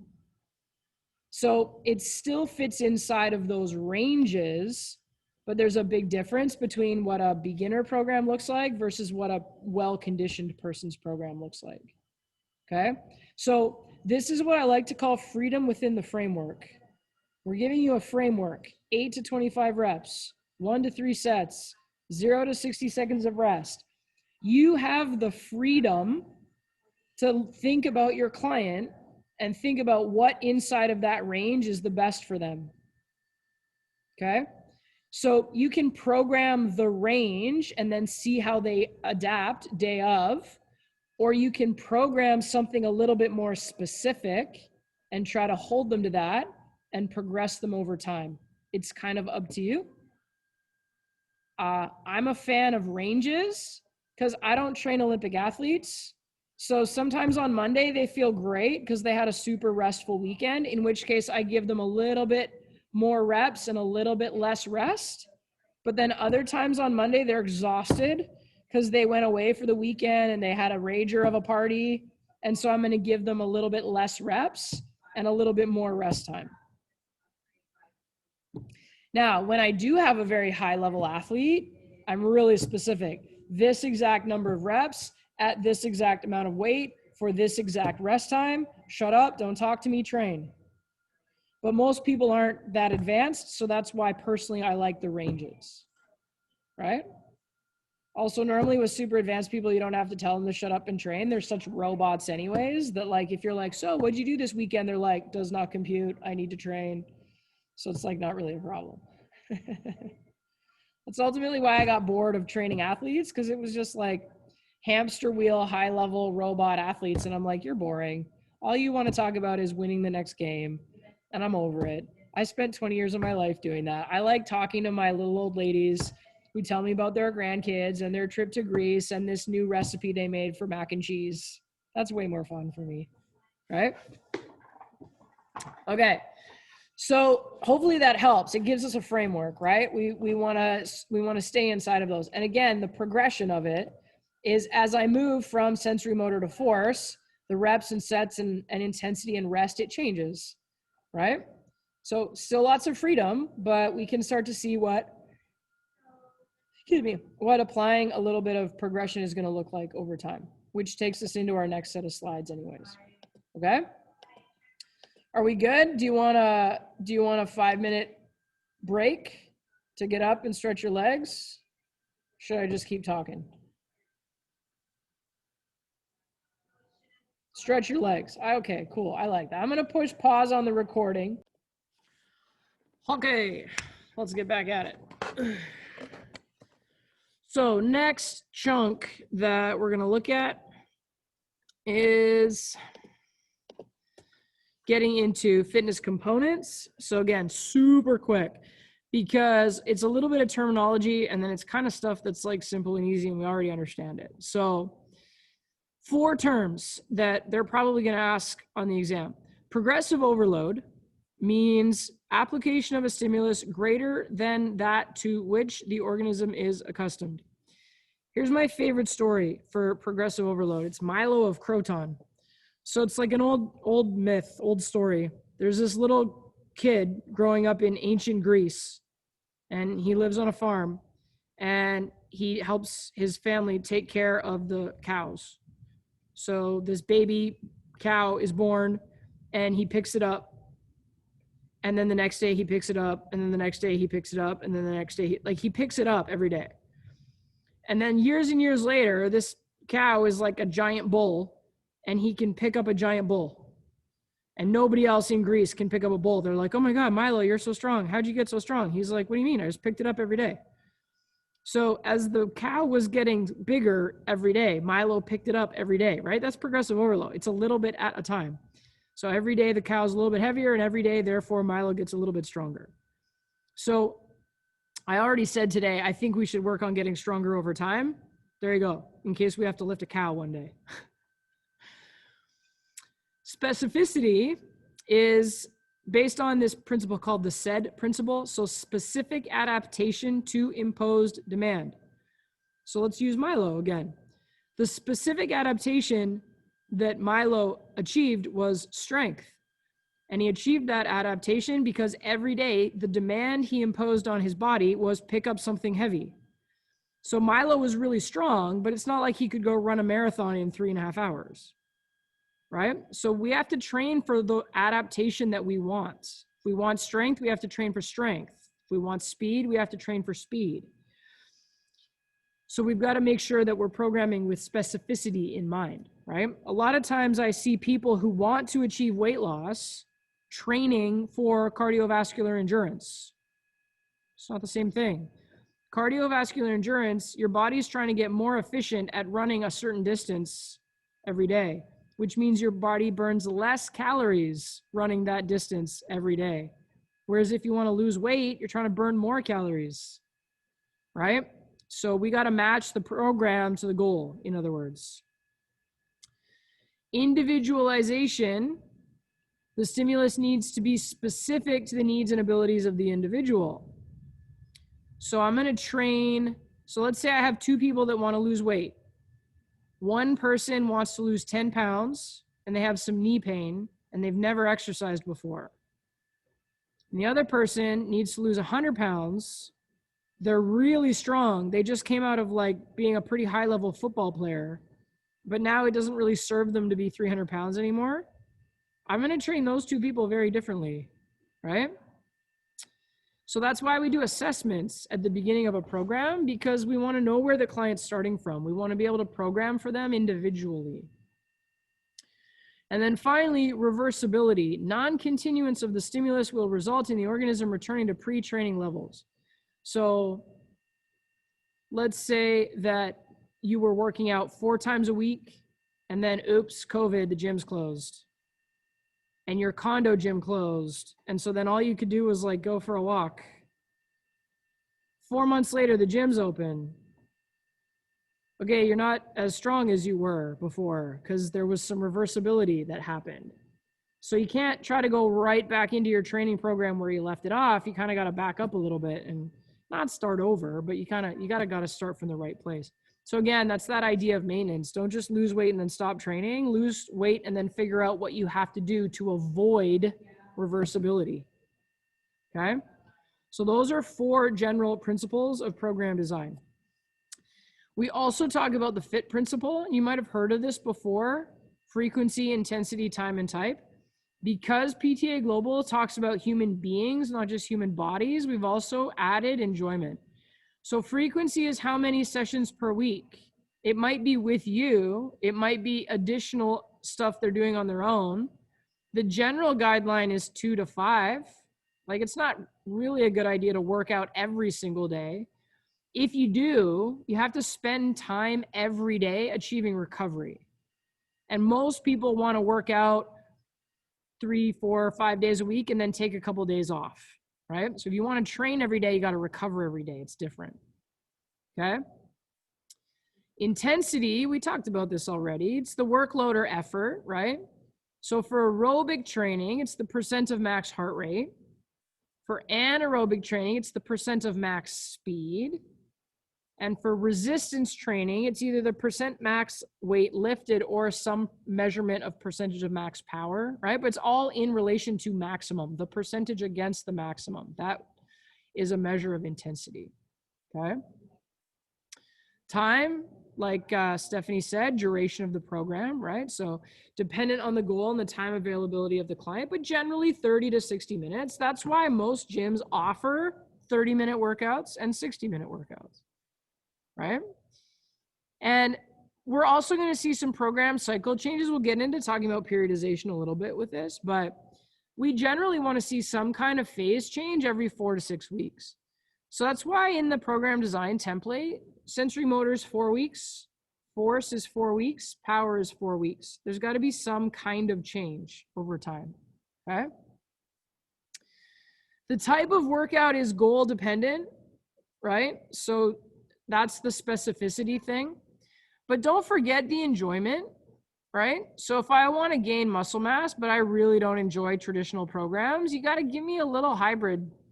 So it might not be the absolute most effective way to gain muscle, but it's the one I'll show up and keep doing for a bunch of days in a row, right? Whereas if you try to be too traditional with me, I get bored and I stop coming.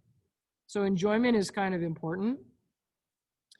And one of the ways that we can ask for feedback around enjoyment is sort of that Kaizen principle. So what did you enjoy about this training program or about this phase? Is there anything you wanted to do that I haven't incorporated yet? Is there something I've been asking you to do that you wish you never had to do again? Right? Allow the client to partner with you a little bit in what the workout experience is. And also during the workout, like be smart, read the room, read the person. How do they look? Is their movement nice and smooth, or are they starting to get really sort of choppy and clumsy? That just means they're really tired, right? What about their facial expression? Like they came in all happy and everything was good, and then 20 minutes in, you're like, okay, burpees, and they went like, meh. Like we got to pay attention to that kind of stuff. They're showing up voluntarily, right? How do they sound? Like, are they able to talk to you a little bit in between sets, or are they starting to make like really kind of crazy grunting noises? Are they breathing really heavy? Like sort of pay attention, right? And similarly, what do they say? Hey, how did that feel? Oh my God, that was awful. Like now some clients are dramatic and you just have to learn that about their personality. But if they're usually really happy and then all of a sudden they say something really aggressively dramatic, like probably pay attention, right? So being able to stay present in the session and pay attention to what's going on, that can be a big part of making sure that they're enjoying themselves, okay? So when we look at program design in general, there's actually lots of fitness components that we might want to make sure we're including. So flexibility and mobility, good to keep us moving well and preventing injury, right? We can also train for strength, power, and endurance, and those are 3 different things. We can't train for all 3 of those at the same time. So we might do one for a while and then the other one for a while and then the next one for a while, right? That's why our phases change over time. We want to think a little bit about energy system development. Like, do I need to train them to be able to access the ATP system, or are they mostly a lactic acid dominant athlete? What would that look like? Stability, coordination, core, the reactive agility, quickness, and speed drills. You could throw plyometrics into that category. Also teaching them about movement recovery, right? So factors to consider about integrating all of that. Combined training influences have an adaptive response at the cellular level. If we try to do too many things at once, it means that the responses can take a lot longer. So if someone comes to me on their evaluation day and they're like, okay, I want to improve my flexibility, get more core strength, lose a bunch of fat, and gain a bunch of strength, and gain a bunch of muscle, can't do all those things at the same time. I might have to help them figure out what's the most important. So if they have pain and stiffness and they don't move very well, we might have to prioritize flexibility, mobility, and movement coordination. And then we can start working harder and lose some fat. And then once we've lost some fat, then we can start to work on a little bit of muscle gain. And kind of throughout that, we'd be building strength, but we'd really be able to see some strength gains after we get through our muscle gain program. So sometimes we have to be like, hey, all of that is awesome and I'm really excited, but let's start here, right? So the key is to be able to prioritize when trying to train for several different fitness components, okay? Couple other things here in the notes that are interesting, but not exam specific. So I'll let you get that out of the notes. Ultimately, what we want to do when creating successful exercise programs is we want to consider what the needs analysis is. So what does my client need, right? Often they're coming to me telling me what they want, and that's great. I want to give them that too, but also what do they need? So if they want to gain strength, but they have some sciatic pain, then what they need is to develop a little bit more core stability and hip mobility so that we get them out of pain. So I like to call this hide the spinach in the chocolate cake. They want the chocolate cake, they need the spinach, right? So as a professional, we got to give them what they need at the same time as giving them what they want. Their fitness level is important.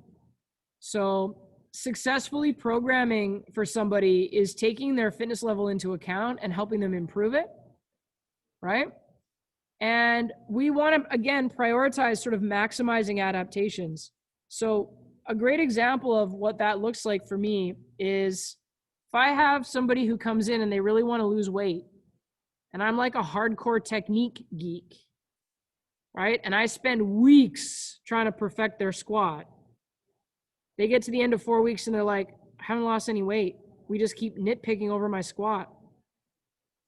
I might be really happy that we're working on their squat, but if they're not happy because they're not losing weight, then like I haven't listened to them and I'm not giving them what they want.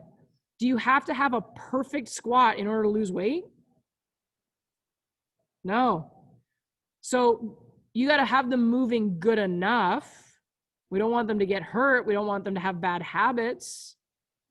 But like, unless they're a technique geek and that's why they're coming to you, chill out. Good enough is good enough. Get them moving, get them sweating, give them what they want, right? So like rule number one, never hurt them. But like also rule number one, listen to what they want. That's really important. Same thing with corrective exercise. We need some, right? Most people are cleared to exercise with us, but they need a little bit of corrective exercise. Maybe they spend too much time sitting hunched over their desk every day, so they need a little bit of corrective exercise, but they want to train. So again, don't be super nitpicky. Open them up a little bit. Give them more pulls instead of pushes, but like get them training, right? So again, when it comes to success, sweaty, successful, smiling. Sweaty because they actually worked a little harder with me than they work on their own. Successful, like I challenged them, but they felt like they were able to do it. And smiling, overall, they had a good time. They would come back again. Every now and again, we have somebody that signs up for training with a trainer and then they don't like it. They're not having fun. They don't enjoy it. The trainer's not listening to them. They're not taking their feedback. They don't like it. And then they just stop coming. It's crazy. They paid like hundreds of dollars and they just stop coming. And then they kind of feel like embarrassed and weird about it because they feel like they're going to get shamed for not coming. So then they just stop talking to us. That sucks, right? So we got to find that sweaty, smiling, successful, right? We got to find that little balance between all three. And ultimately what it comes down to is, hey, communication's a two-way street, right? So if I ask for feedback at the end of every single session, then I can make adjustments for the next one and the next one and the next one. And that's part of what means they keep coming back. Okay? The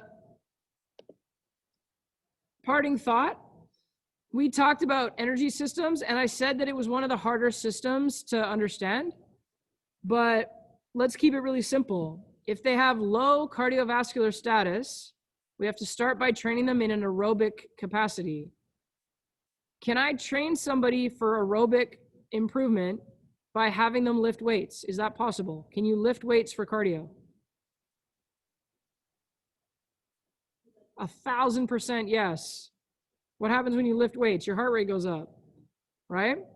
So I can use some resistance training to build up someone's cardio. If I build up their cardio, then they're going to be able to access the lactic acid system. Well, now I can train them for hypertrophy, right? But they came to me saying, yeah, I want to lift weights. I want to get stronger. And then I'm like, oh my God, your step test sucks. Cool, let's get to that resistance training program. But I'm writing it so that it's building up their cardio because they're like, I don't want to run on the treadmill. Forget that. I want to lift weights, right? So we can use any type of training to match any type of energy system demand, really. We just got to do it purposefully based on where they're at and what their goal demands. Okay? So, for example, is a plyometric exercise just a power exercise? No. We could use it to train the energy system. Like we could use it to get up to even the ATP system. There's definitely a neural component, right? Stretch shortening cycle and how dynamic joint stability affects movement quality. There's some mechanics involved. If I do jump squats, that's loading my legs mechanically. There's a biochemical response. If I build up some lactic acid, I get a nice growth hormone output. So plyometrics can be used in lots of ways. It's all about the application, right? So at the end of the day, the program is a fairly integrated experience. And one of the examples that I would give you about where we can maybe end up in the long term is, as I'm looking at more and more of Dr. John Rustin's programs, where he gets his client, they go through foundations, then they go through hypertrophy, and then they go through power training, and then they end on something called P4, and that's prepare, prime, perform, and something else. I always forget what the last one is. But basically his theory is like humans need endurance, humans need power, humans need strength, humans need to recover. Let's do all four. That's what training for longevity looks like. Right? So it's not one thing in specific, it's a little bit of everything, but we're training them to be human bodies, human beings. Right? What's a specific example of using resistance training for cardio? Good question. So if I did a circuit-based program and I had lighter weights, higher reps, and minimal rest time in between, such that my heart rate stays between 60 to 70%, I'm not lifting heavy enough for it to be hypertrophy. I'm not lifting heavy enough for it to drive lactic acid output. I'm just lifting enough that my heart rate is in an aerobic zone. So then that's what it would look like to use resistance training for cardio. So lighter weight, more sets, more reps, less rest time, training in the aerobic heart rate zone. But my client's like, oh, I'm doing things with dumbbells. Yay, I'm lifting weights. Sure, but in aerobic capacity. So a lot of times, Regan, those group fitness classes where you see them using light barbells or dumbbells, that's actually a great example of resistance training for cardio, because the heart rate zone they stay in is like they warm up, they keep their heart rate at a pretty static zone, and then they cool down. So that's an example of resistance training for cardio. What if the person you used just wanted to lift heavy but needed cardio? Well, I guess my question is, like, if you want to lift heavy, but you're currently super deconditioned, you're either going to be able to do very few reps and have to take a lot of rest time in between, which is like, I don't know, is there, like, if you're the client and you're working out with the trainer and they're like, okay, let's go heavy, 3 reps. Okay, now rest for 3 minutes. Okay, another 3 reps. Here we go. Okay, now rest for 3 minutes. Like, you as the client, does that have a lot of perceived value in it? Probably not. There's too much downtime, right? So while technically that's what you're capable of, it's kind of boring.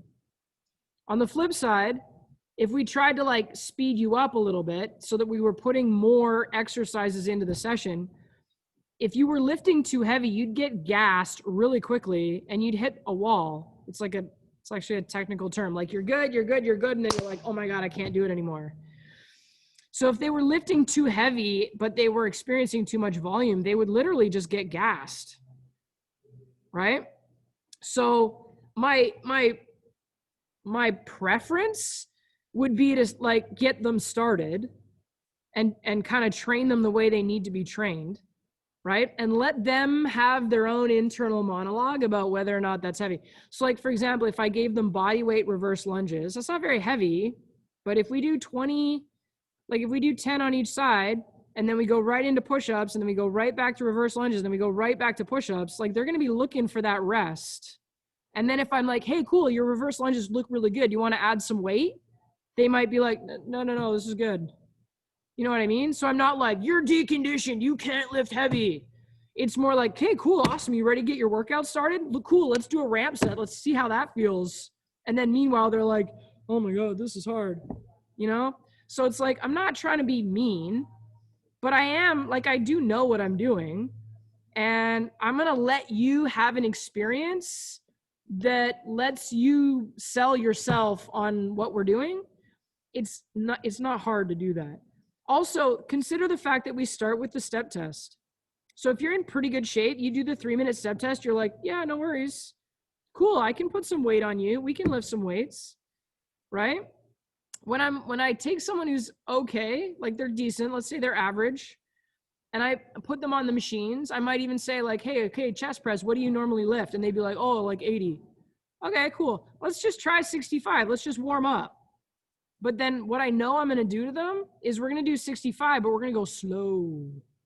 So I'm going to be like, cool. So really what I want you to experience is like play around with tempo a little bit. So drive it out and then go 4, 3, 2, 1, drive it out 4 seconds on the way down. So in their mind, they're like, well, I do 80, but I'm like 1, 2, 3, 4, right? So as soon as they start going slower, how's that going to feel? Oh shit, that's harder. And what happens when we go slow? We increase time under tension. What happens when we increase time under tension? Oh, their heart rate goes up, their breathing rate goes up, their blood pressure goes up. So then we do 8 reps with 65 pounds, but we do it slow. And then I'm like, great job. How'd that feel? And they're like, yeah, that was good. And I'd be like, cool. Do you want to put the weight up? No, it's okay. Right? Like I'm letting them have the experience. Because what I've realized is if we go 80 right away and I ask them to go slow, they won't be able to do it because they're used to repping it out. So I don't want to call them psychological tricks, but I guess they kind of are. Like I'm a Scorpio. I'm really good at being manipulative, but in a friendly way. So like I want you to slow down and I want you to give me good quality repetitions and I'm going to get there in a friendly way. It doesn't really do me any good to be like, yo, dude, you don't know what you're talking about. Shut up. Your cardio sucks. We got to do that. Like, you can't really do that. They're just going to argue with you and then never talk to you again. So yeah, we kind of work our way in there a little bit, right? And sometimes too, the 6-phase dynamic warm-up has a certain level of intensity to it. And so if we get their heart up and we get their breathing up and we get them sweating and they've only been doing body weight movements so far, I kind of think we've earned a little bit of a right to say like, hey, let's just try a lighter weight. Let's just check out form first, right? I'm being nice about it. I'm not trying to hand them like, oh, you suck. But like I'm quietly and nicely giving them an experience where it's like, oh, maybe this person knows what they're doing. Maybe I should just shut up and let them run the session, right? Plus, and this is an extra trick, if I give them an exercise that they do all the time, they think they know how to do it. So I'll give you an example from our day class. Lovely young man, very nice. But he's been lifting a certain way for quite some time. And he has some pretty acute back pain. Back pain to me is a big deal because it's breathing, it's stability, and it's safety, you know, like back pain is kind of a big deal.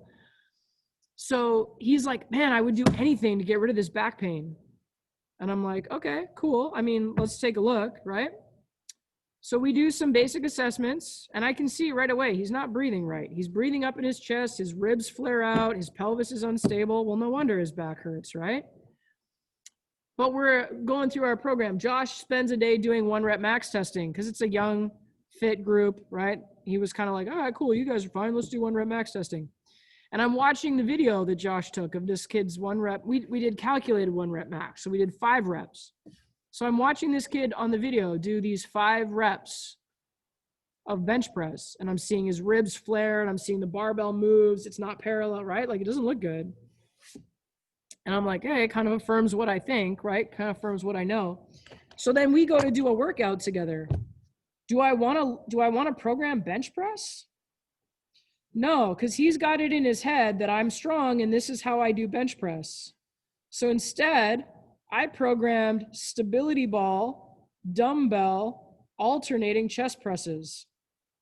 So you lie on a stability ball, your feet are on the ground, you have to hold a hip bridge. You're using dumbbells instead of barbells, and you're doing one arm at a time. So now the stability ball wants to wobble, but you have to make sure that it doesn't. So I show him what it looks like, and I'm like, hey, this is awesome because it introduces instability. So you have to work extra hard to stay stable, right? Like the difference between a ball and a bench, right? And he's like, yeah, I see that. So I'm like, let's just make sure that we own stability first. Let's take like a really light weight. So I gave him like 20-pound dumbbells. Man, he struggled hard. But because it's not something he's used to doing, it's not something that he thinks he knows how to do, he's a little bit more willing to like pay attention and listen and do something new in a new way. And a big part of why I like that exercise is because you have to drive your hips up and you're activating your glutes, makes it a little bit easier to come to a nice stable core. And because you're managing dumbbells and because you're managing a stability ball, like if you're loose anywhere, you fall over. So it's a novel exercise. It's a new experience. So like everything you think you know doesn't necessarily apply here. You just have to pay attention and do something different. So there's a lot of value in that, right? So those are some tricks, maybe. And if someone's not willing to do new things, then they probably weren't going to come and talk to you in the first place, right? So if I try to say, hey, we're going to do this stability ball dumbbell alternating chest press, and they're like, what? That's stupid. I just want to bench press. They probably wouldn't have come to talk to you in the first place, right? Because they would have just carried on bench pressing and been in pain.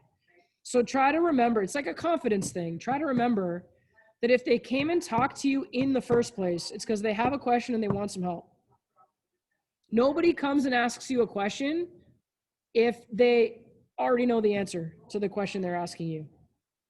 So then lean into the fact that they had a question. Okay, cool, let's explore that question. And that'll typically be a good place to program from. Cool, cool? I'm getting the little thumbs up in the chat box. Okay, cool. From there, now we move into acute variables, okay? You're not even gonna believe how fast I'm gonna flip through these slides, but the reality is we've already talked about them. So acute variables are the fundamental building blocks of a program, and they're the components of the program that allow us to change the amount of stress placed on the body, okay? So reps, sets, intensity, tempo, rest. Those are acute variables. We've already talked about them, okay? Let's understand though what inadequate rest does. This is both in the session and between sessions. So in the session, if I don't rest enough, I'm too tired to do the work properly, I start compensating, I start cheating, right? If I'm trying to do more bicep curls than my biceps can do, I start arching my back, I'm cheating. So we're leaking form, our technique isn't good anymore, okay? Over the course of the whole workout, we also start to see elevated cortisol, and that's gonna lead towards adrenal fatigue and overtraining over time. So in the workout, we look at altered fiber recruitment, decreased ability to produce coordinated movement, and accumulation of metabolic waste, along with psychological fatigue. In between workouts, we start to see adrenal fatigue, mental fatigue, overtraining, right? And so we both need to rest enough in the set, in the workout, and then also on the days in between. And it depends on the style of training we're doing, and it depends on how fit we are. But we gotta use rest as a variable. If I rest for too long, it's boring. If I don't rest for long enough, it's really hard. So rest is a variable as well, okay? Now, as we start talking about volume, volume is the total amount of work performed. We can sort of look at it as per session, or we can look at it as per week. It depends, okay? But let's calculate it for a second. If we did 5 sets of 8 reps at 100 pounds, what would be the total volume in pounds? So I'll write it in the chat box. 5 sets of 8 reps at 100 pounds. So 5 times 8 times 100, what is that?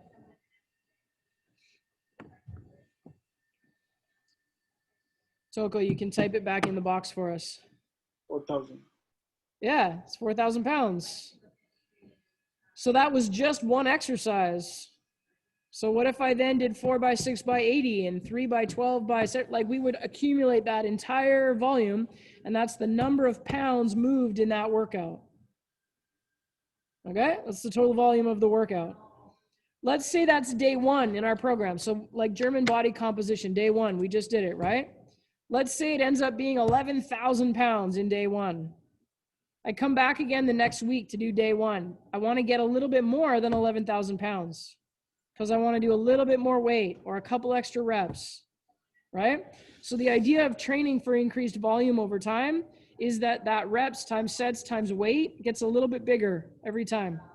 So I'm training for more volume. That makes me stronger, that makes me fitter, that makes me have more muscle endurance, whatever, depending on the variable I'm training for. Okay, so that's volume. So if we increase the number of reps, more volume. If we increase the amount of load, more volume. If we increase the number of exercises, more volume. Those are all just ways of adding volume, okay?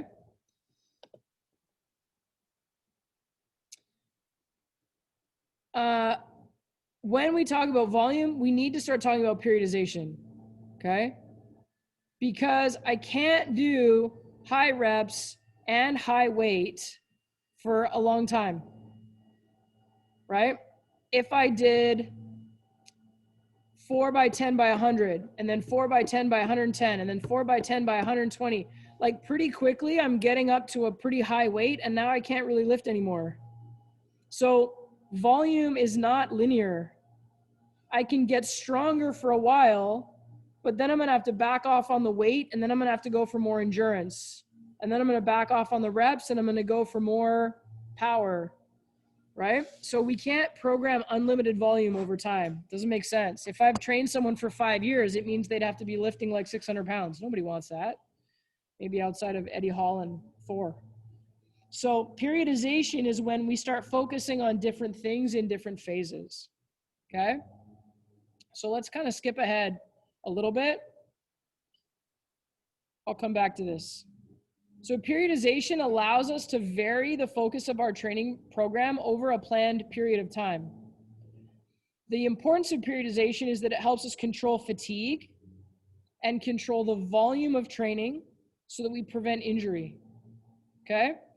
Now, we've got different cycles. For an athlete, we might have a macro cycle, 1 year. So preseason, season, off season, right? So over the course of 1 year, we're going to train in preseason to get faster. We're going to train during the season to try to maintain a certain amount of strength so we don't get injured. And then we're going to train in the off season to get bigger, right? So there's your macro cycle. Mesocycles are typically a month. We might say 4 to 6 weeks. So inside of my season, I might train for accumulation for a month, and I might train for intensification for a month, and I go back to accumulation, then I go back to intensification. So every month my program changes a little bit during the season, right? So training volume generally decreases as intensity increases. So volume is accumulation, more reps. Intensity is weight. Intensification, more weight, right? So let's say I can lift 100 pounds and I'm in an accumulation phase. I'm gonna do 12 reps this week. I'm gonna try for 15 reps for the next couple of weeks. I might even try to do 18 reps at the end of the phase. And then I'm gonna go, whoa, 18 reps, that's a lot. I'm gonna bring it back down to 10 reps, but now I'm gonna try for 110 pounds, right? So accumulation is reps, intensification is weight. That's an example of periodization. I'm switching back and forth between reps and weight, okay? So general periodization, here's an example. We work on technique over time. Intensity goes up and volume goes down. And they've kind of broken it down into general prep and then special prep and then competition and then taper.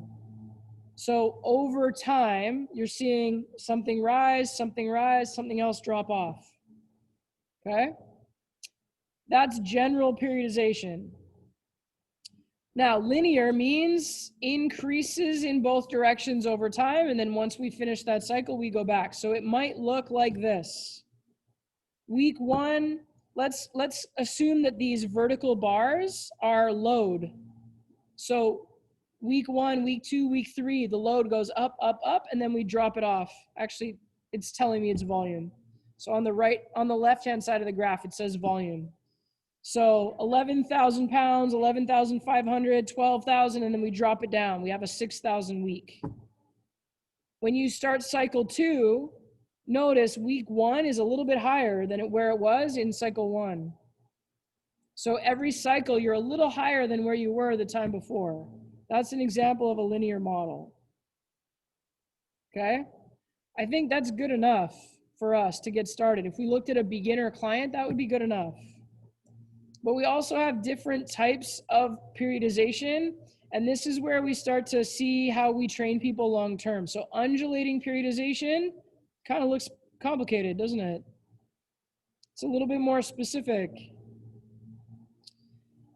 Non-linear periodization, if you look at it across like Monday, Wednesday, Friday, Monday, Wednesday, Friday, you can see it's like Monday's light, Wednesday's moderate, Friday's high, Monday's power, Wednesday's light, Friday's high. So that's like a 2-week model because you're changing different things every time. Now, this is where I start to see people's eyes glaze and they're like, oh my God, this is all theoretical and complicated. I agree.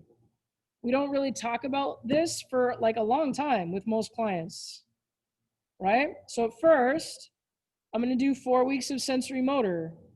So let's say I pick, let's just take the German body composition program as an example. Let's take that first superset, goblet squat, seated row.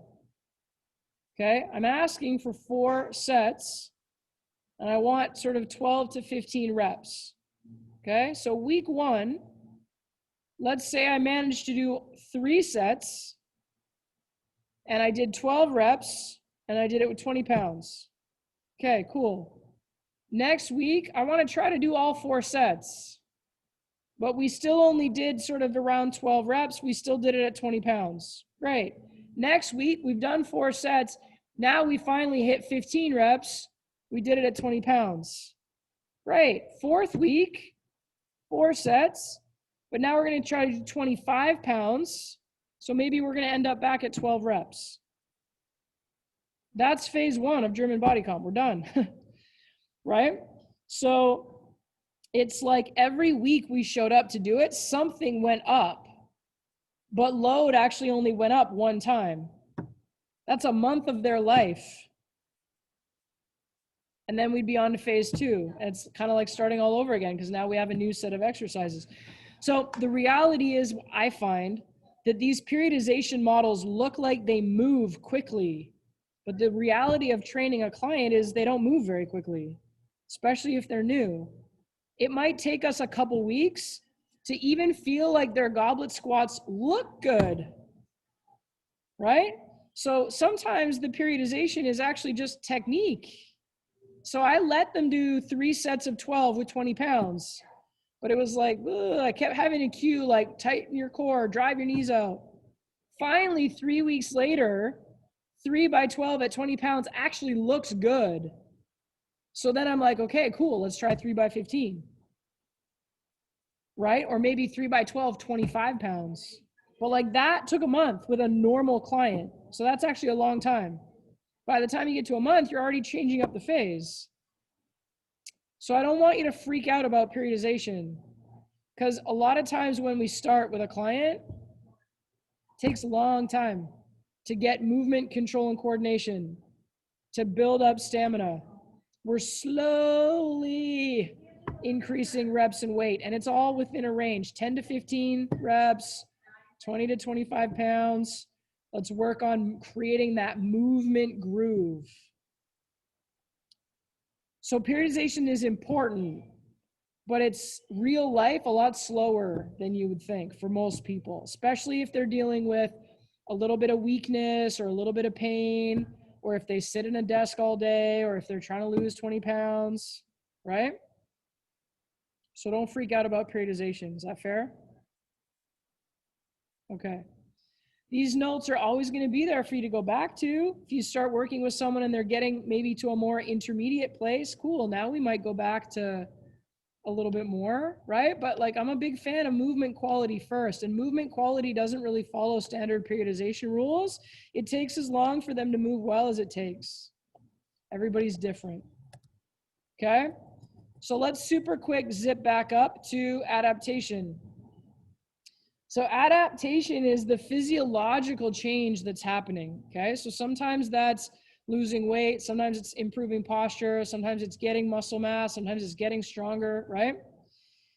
The process of adaptation has 4 main periods within a training cycle. So you've got your initial fitness level, which we would call the base level. When you work out, you actually are getting tired, right? So when you come in, you feel pretty good. And when you leave, you're like, oh my God, I'm tired. So then let's say over the next day or two, you recover. And then your recovery actually kind of launches you into like, ooh, I'm a little bit better. And then if you don't do anything again, then you return back to that base level. So the stress to the body during training breaks us down a little bit, which then means we have to repair. So if training takes place too soon, we don't actually repair enough. And then we kind of stay broken down. So when we're new, that's why we might only work out 2 or 3 days a week. The rebound effect is where we actually get better. So ideally, our next training session falls inside of that super compensation zone. Because then we're going to dip down again and then rise up, and then dip down and then rise up, and then dip down and rise up. What I said about motor learning and training only 1 time a week is the training again a week later falls too far after the super compensation. So then it's like starting all over again at the base level. So that's kind of the reason behind the frequency that we suggest, okay? So again, when you're new, maybe it's 1, 2, maybe 3 workouts a week, because your super compensation wave is stretched out across 7 days. But the fitter you get, the faster that wave happens. So like Yvette, you train almost every day, right? But you train legs like twice a week. So if we were to think about what the wave looks like for you for legs, it's like Monday is chest day, so my legs are fine. And then maybe Tuesday is legs, oops. And then Wednesday and Thursday I'm in recovery, and then Friday I get that little bump, perfect, because Saturday I hit legs again, right? So that works for you. Whereas when you were brand new, the first time you ever did hypertrophy, man, you probably only wanted to do legs once a week. And it was because you were like baseline and then legs, and then my recovery took longer. And then I finally hit that little bump just in time to hit legs again. So the length of that wave can change sizes depending on your conditioning, depending on your training. Okay. So ideally, we want to land our next training session as we're peaking up above that base level. We don't want to train again too soon because we're in the hole still. Now, German body comp, I said go day 1, day 2. Those are back to back. You're in the hole, but then you get a full day to recover, and then you go again, day 1, day 2. But that's an example of why German body comp's already more designed for intermediate clients, because it's 2 days in a row, 1 day rest, 2 days in a row, 2 days off. It's actually a fair bit of frequency. Okay? So I don't like to spend too much geeky time on periodization, because again, the reality of human beings is that they're going to take more time to learn, especially when we're teaching them new movements. So in conclusion, working out is stress on the body, okay? We want to stress the body. We want to pick up that cow because the adaptations are specific to the imposed demand. But the body needs the systems of variety and progressive overload, okay? So all of that is integrated into this training structure known as periodization. So you want to try to match your client's goals and needs to the resources that you have. For most clients, when we first start out, it's going to be very slow, linear periodization. But I'm stressing very slow. Like you're not going to give them a heavier dumbbell every single time they come in. They're not ready for that yet, okay? What that allows us to do then is maximize that recovery time, and the result is positive adaptation. If we go stress, and there's no recovery, then we don't adapt positively. We just break the body down, okay? So the organization of training is as much a matter of art and trial and error and intuition as it is of science. So when I first meet someone, I don't really know what their adaptation schedule is going to look like. So I might recommend 3 times a week, And we might go push, pull, legs, Monday, Wednesday, Friday. We might do that for a couple weeks. And I'd expect in the first couple of weeks that they're going to be a little bit tired, they're going to be a little bit sore, and that's okay. But if it's been a couple of weeks and they're still tired and they're still sore, then I have to address the fact that they're not recovering properly. Maybe they're not eating enough. Maybe they're not sleeping enough. Maybe their life is so stressful that Monday, Wednesday, Friday is too much. So then maybe it becomes Monday, upper body, Wednesday, lower body, Friday is like more a recovery day. And then I got to help them get better sleep, and we got to make sure they're eating enough. So if in that first couple of weeks they're sore, but then it starts to get better, and like by week 3 they start to feel better and they're getting stronger, great, keep going, because we're starting to see positive adaptation. But there's a little bit of an art to that. Like I have to program something, I have to make a decision, and then I have to execute the program with them, and then I have to gather their feedback. How do they look? How do they sound? How do they feel? Hey, how did you like the workout today? And then they come in on Wednesday. How you feeling today? You're a little bit sore. Okay, that's okay. Let's get a nice warm up going. Let's see how we feel, right? And then 2 weeks later, how do you feel? Oh, worse? You're exhausted? Okay, ooh, I got to make an adjustment. 3 weeks later, how do you feel? Great. I'm really starting to hit my stride. Awesome. Let's keep working, right? So there's like a humanness to that. Doctors get scored on like bedside manner, right? Like doctors have to be smart, but they also have to communicate. When you go see your doctor, you don't want them to just be smart. You also want them to be like kind. There's a little bit of that with training too. Now, there's a difference between nice and kind. Nice is, oh, you're tired? Okay, we don't have to work out today. Let's just go get a coffee together. Get out of here. I don't want to be nice, but I do want to be kind. Oh, you're feeling sore today from legs the other day? Okay, cool. Let's spend a few extra minutes warming up. Let's take a couple extra minutes to stretch at the end. That's kind, right? So that's the art and the intuition of programming. I got to make some decisions. I got to execute on that program plan, but then I also have to pay attention. And if they're gasping for air and dying, I'm going to give them a little bit of extra rest time. If their form breaks down massively, I'm going to give them less weight, or I'm going to change the exercise. I'm going to make it an easier version. Right? So like that requires me to pay attention and be human. That's actually one of the fun things about training, is this kind of like think on my feet, how do I give them the best experience kind of thing, right? So a workout template, a program is a guide. We have to act on our best intuition and our best knowledge to really give the person the best experience. And that's what makes it fun. Okay? So that's the programming section. I said we weren't going to bother diving into cardiovascular today. We'll save that for the next one. So that's it for today. Questions? Okay, good. So the little voluntary homework that I said was write me out some supersets. Get your brain juices flowing around the exercise and the muscle group that it's using. Send them to me and I'll reply and tell you what I think.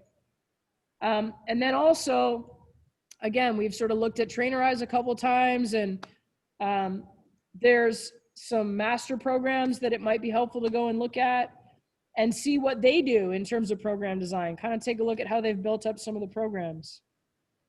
Next couple classes, we're going to get into cardio programming.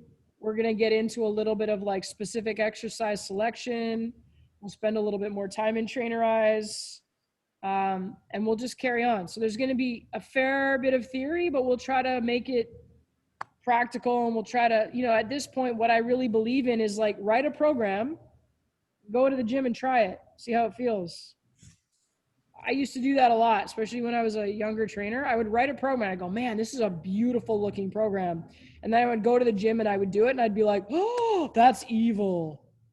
So like I would pair split squats with pull-ups and I would be like, oh my God, that's death. That's so hard. And then I would change it. I'd be like, okay, let's do split squats and straight arm pull downs. Okay, whew, that was doable, right? Or I would program something and I'd be like, I don't know, it's kind of easy. I gotta like change that up a little bit. Maybe I'm gonna cut the rest time down. Maybe I'm gonna throw like a sled push in the middle of that circuit to make it a little bit harder, right?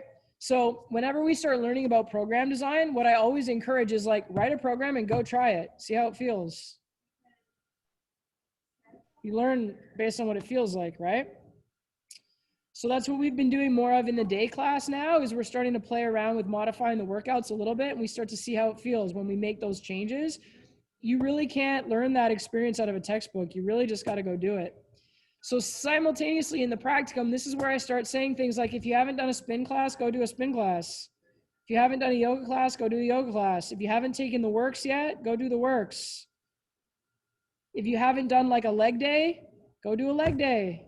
Go work out with a friend, try their workout, see what it feels like. Bring a friend with you, have them try your workout, see how they feel about your workout. This is where we need a lot more of the kind of experiential learning, okay? So for those of you that were asking for a little bit of like, yo, what's the 17th gonna be like? I'm with you guys in the morning, and then you're doing CPR in the afternoon. So in the morning, we're gonna do a workout, and then we're gonna talk about some like cueing, exercise coaching, right? Like, how do I run a workout? So we're not gonna do a ton on programming because that's all theory. We wanna do more on like, how do I cue a squat? How do I coach core activation, right? So a workout, and then learning how to coach and cue and regress and modify exercises. That's the plan for the 17th. And then in the afternoon, CPR. Sound good? I'm wondering about the pain-free performance. Okay, yeah, so I'm going to be teaching PPSC here in this building on the 14th and 15th. It's awesome.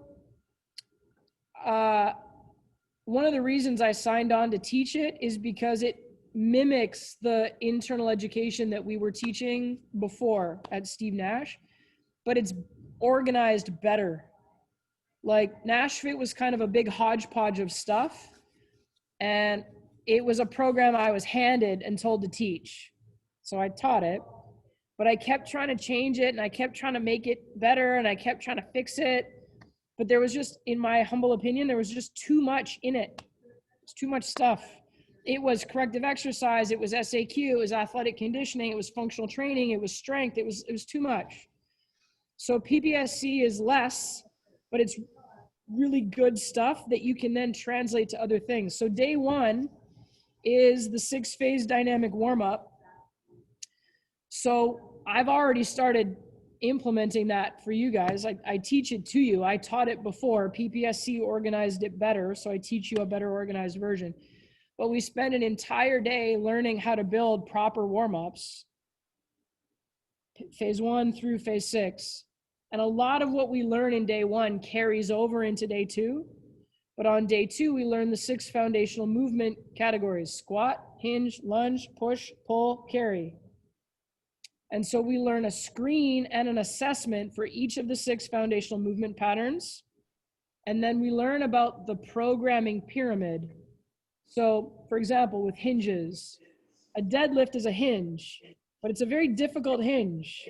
And it's not a safe place to start with a lot of people. But we want to teach people how to hinge. So a hip bridge, a hip thrust, a cable pull through, a banded glute thrust. We start hinge training there.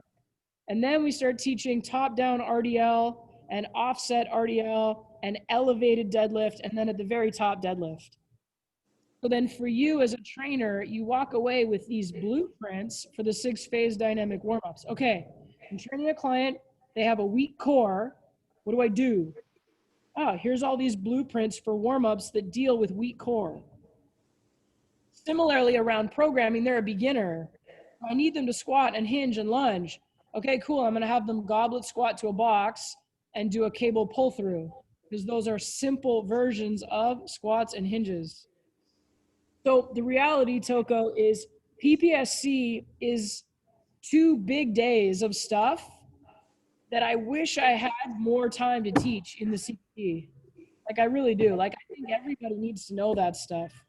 So the way John created PPSC was, it's the course you should take right after your CPT. because it's that next level of practical application, program design, and modifying around pain. Not fixing pain, that's not our job, but modifying around it.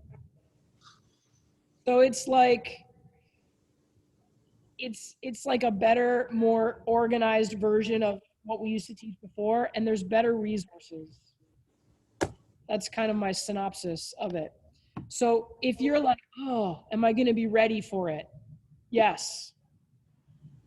Similarly, John's really cool because he's invited people that have taken PPSC to come back again a year later at a discount and take it all over again. And what's great about that is you only can absorb so much the first time, and then you go away and you spend about a year working on it, and then we come back to the same city and we teach it again, and anybody who wants to can come back a second time, and then the second time you end up learning more because you've already kind of got like the baseline, and you come back and you learn more and you're like, oh my God, that was that thing I didn't really understand last time. So what I have found in my own education career, in what I mean by that is like being a trainer who attends continuing education, if I find a course I really like, I go to it a couple times because every time I go I learn more. And that was a big improvement compared to going to every single course I could find. I did that for a while. Like for maybe the first 10 years, I went to every single course I could find. Some of them were good and some of them were waste of time. And so once I found what really good courses were, then I started going back to those courses, and then I started learning more from the courses that were really good. And I stopped going to courses that didn't really help me. So what I've been saying to a lot of people over the last few months is I think you should go CPT, PPSC, and if you want to, CES, which is Corrective Exercise Specialist. And those are all big certifications. You can fill the gaps by going to TRX and Trigger Point. And like in my mind, those are like, and kettlebell. So like in my mind, those are the big 6 that you need. That's why we teach them all here at BCPTI. So CPT, PPSC, CES, those are big ones. So maybe you take a year to a year and a half to get those 3. And then maybe over the course of that same year and a half, you get the 1-day TRX and you get the 1-day Trigger Point and you get the 2-day kettlebell. And that's if you want to. If you want to train with kettlebells, go to kettlebell. If you want to use the TRX, go to TRX. If you want to work with clients that have more pain and injury, go to CES. But then I would say there's nothing wrong with repeating any of those ones again, because they're all really good. So my commitment in terms of what we teach here is I only want to teach courses that are really, really good. I don't want to bring in 16 courses. I want to teach 6 really good ones. And then what you get to do is, if you look at all the courses that are out there, you're like, wow, there's like 20. What should I take, Logan? Hey, I really think these 6 are the best. And then if you want more advice from me, if you want a niche after that, come back and talk to me. Like I've literally taken them all, so I know what's good and I know what's not, at least in terms of my opinion. But what we'll offer here are the ones that are the best and that have the widest reach, right? They allow you to train the most number of clients. They allow you to have the most broad application. So I want to make sure that if you come and take a course, you can apply what you learn to almost every single client you have. CES people, maybe not kettlebell, and people that do kettlebell maybe don't need CES, but like those are kind of the ends of the spectrum. And then all the other stuff, it's always good to learn, but like go knock off some of those big columns, those big pillars first, right?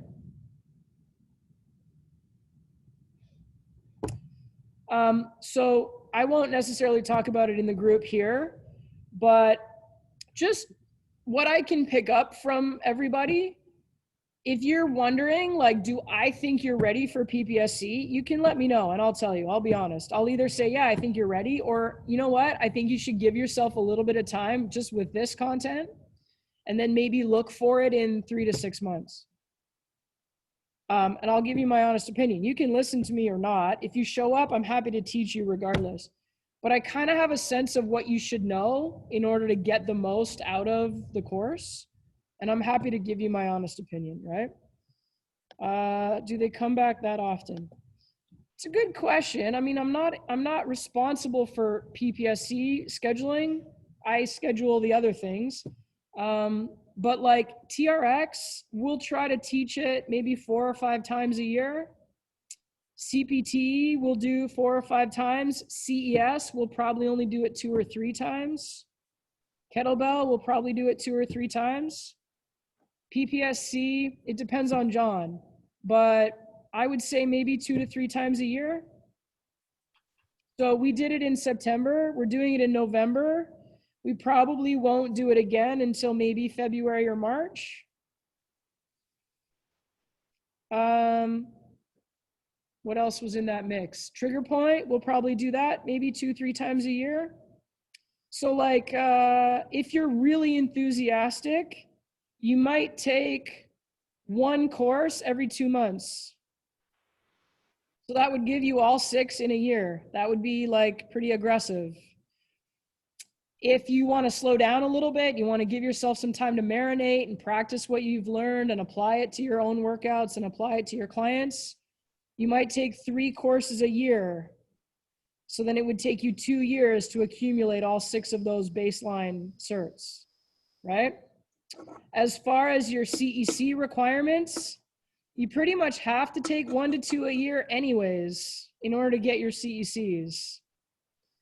So minimum 1 to 2, moderate pace 2 to 3, really aggressive and enthusiastic 6 in a year. How's that?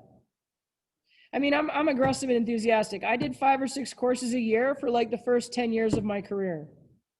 So I'm not saying it's impossible. Like, I'm not an exceptional person. I'm above average. I'm not exceptional.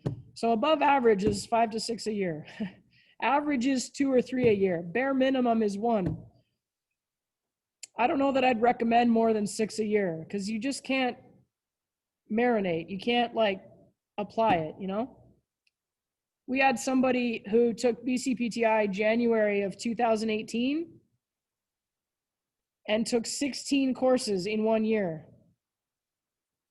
That's too much. I tried to tell her, I'm like, you took kettlebell 3 weeks ago and now you're already taking TRX. It takes months to practice all the kettlebell skills before you're really good at them. But now you're coming to TRX. So you're either not practicing kettlebell enough, or you're going to be so busy practicing kettlebell that you're not going to have time to practice TRX, or you're going to practice both and you're going to be so exhausted and overtrained that your body's not going to feel good. / if you spend 2-3 hours a day practicing, when are you going to train clients? Right? So 16 was too much. That I think was a little bit of like, it's like, you know, when you have people at school who like have to get an A+ and they need to get an A+ in order to feel like they're functioning. Like that's, what's the point of getting A+s if you're not using that knowledge, right? So yeah, that's kind of my recommendation. Good? Okay. Cool. All right, let's cut off the recording.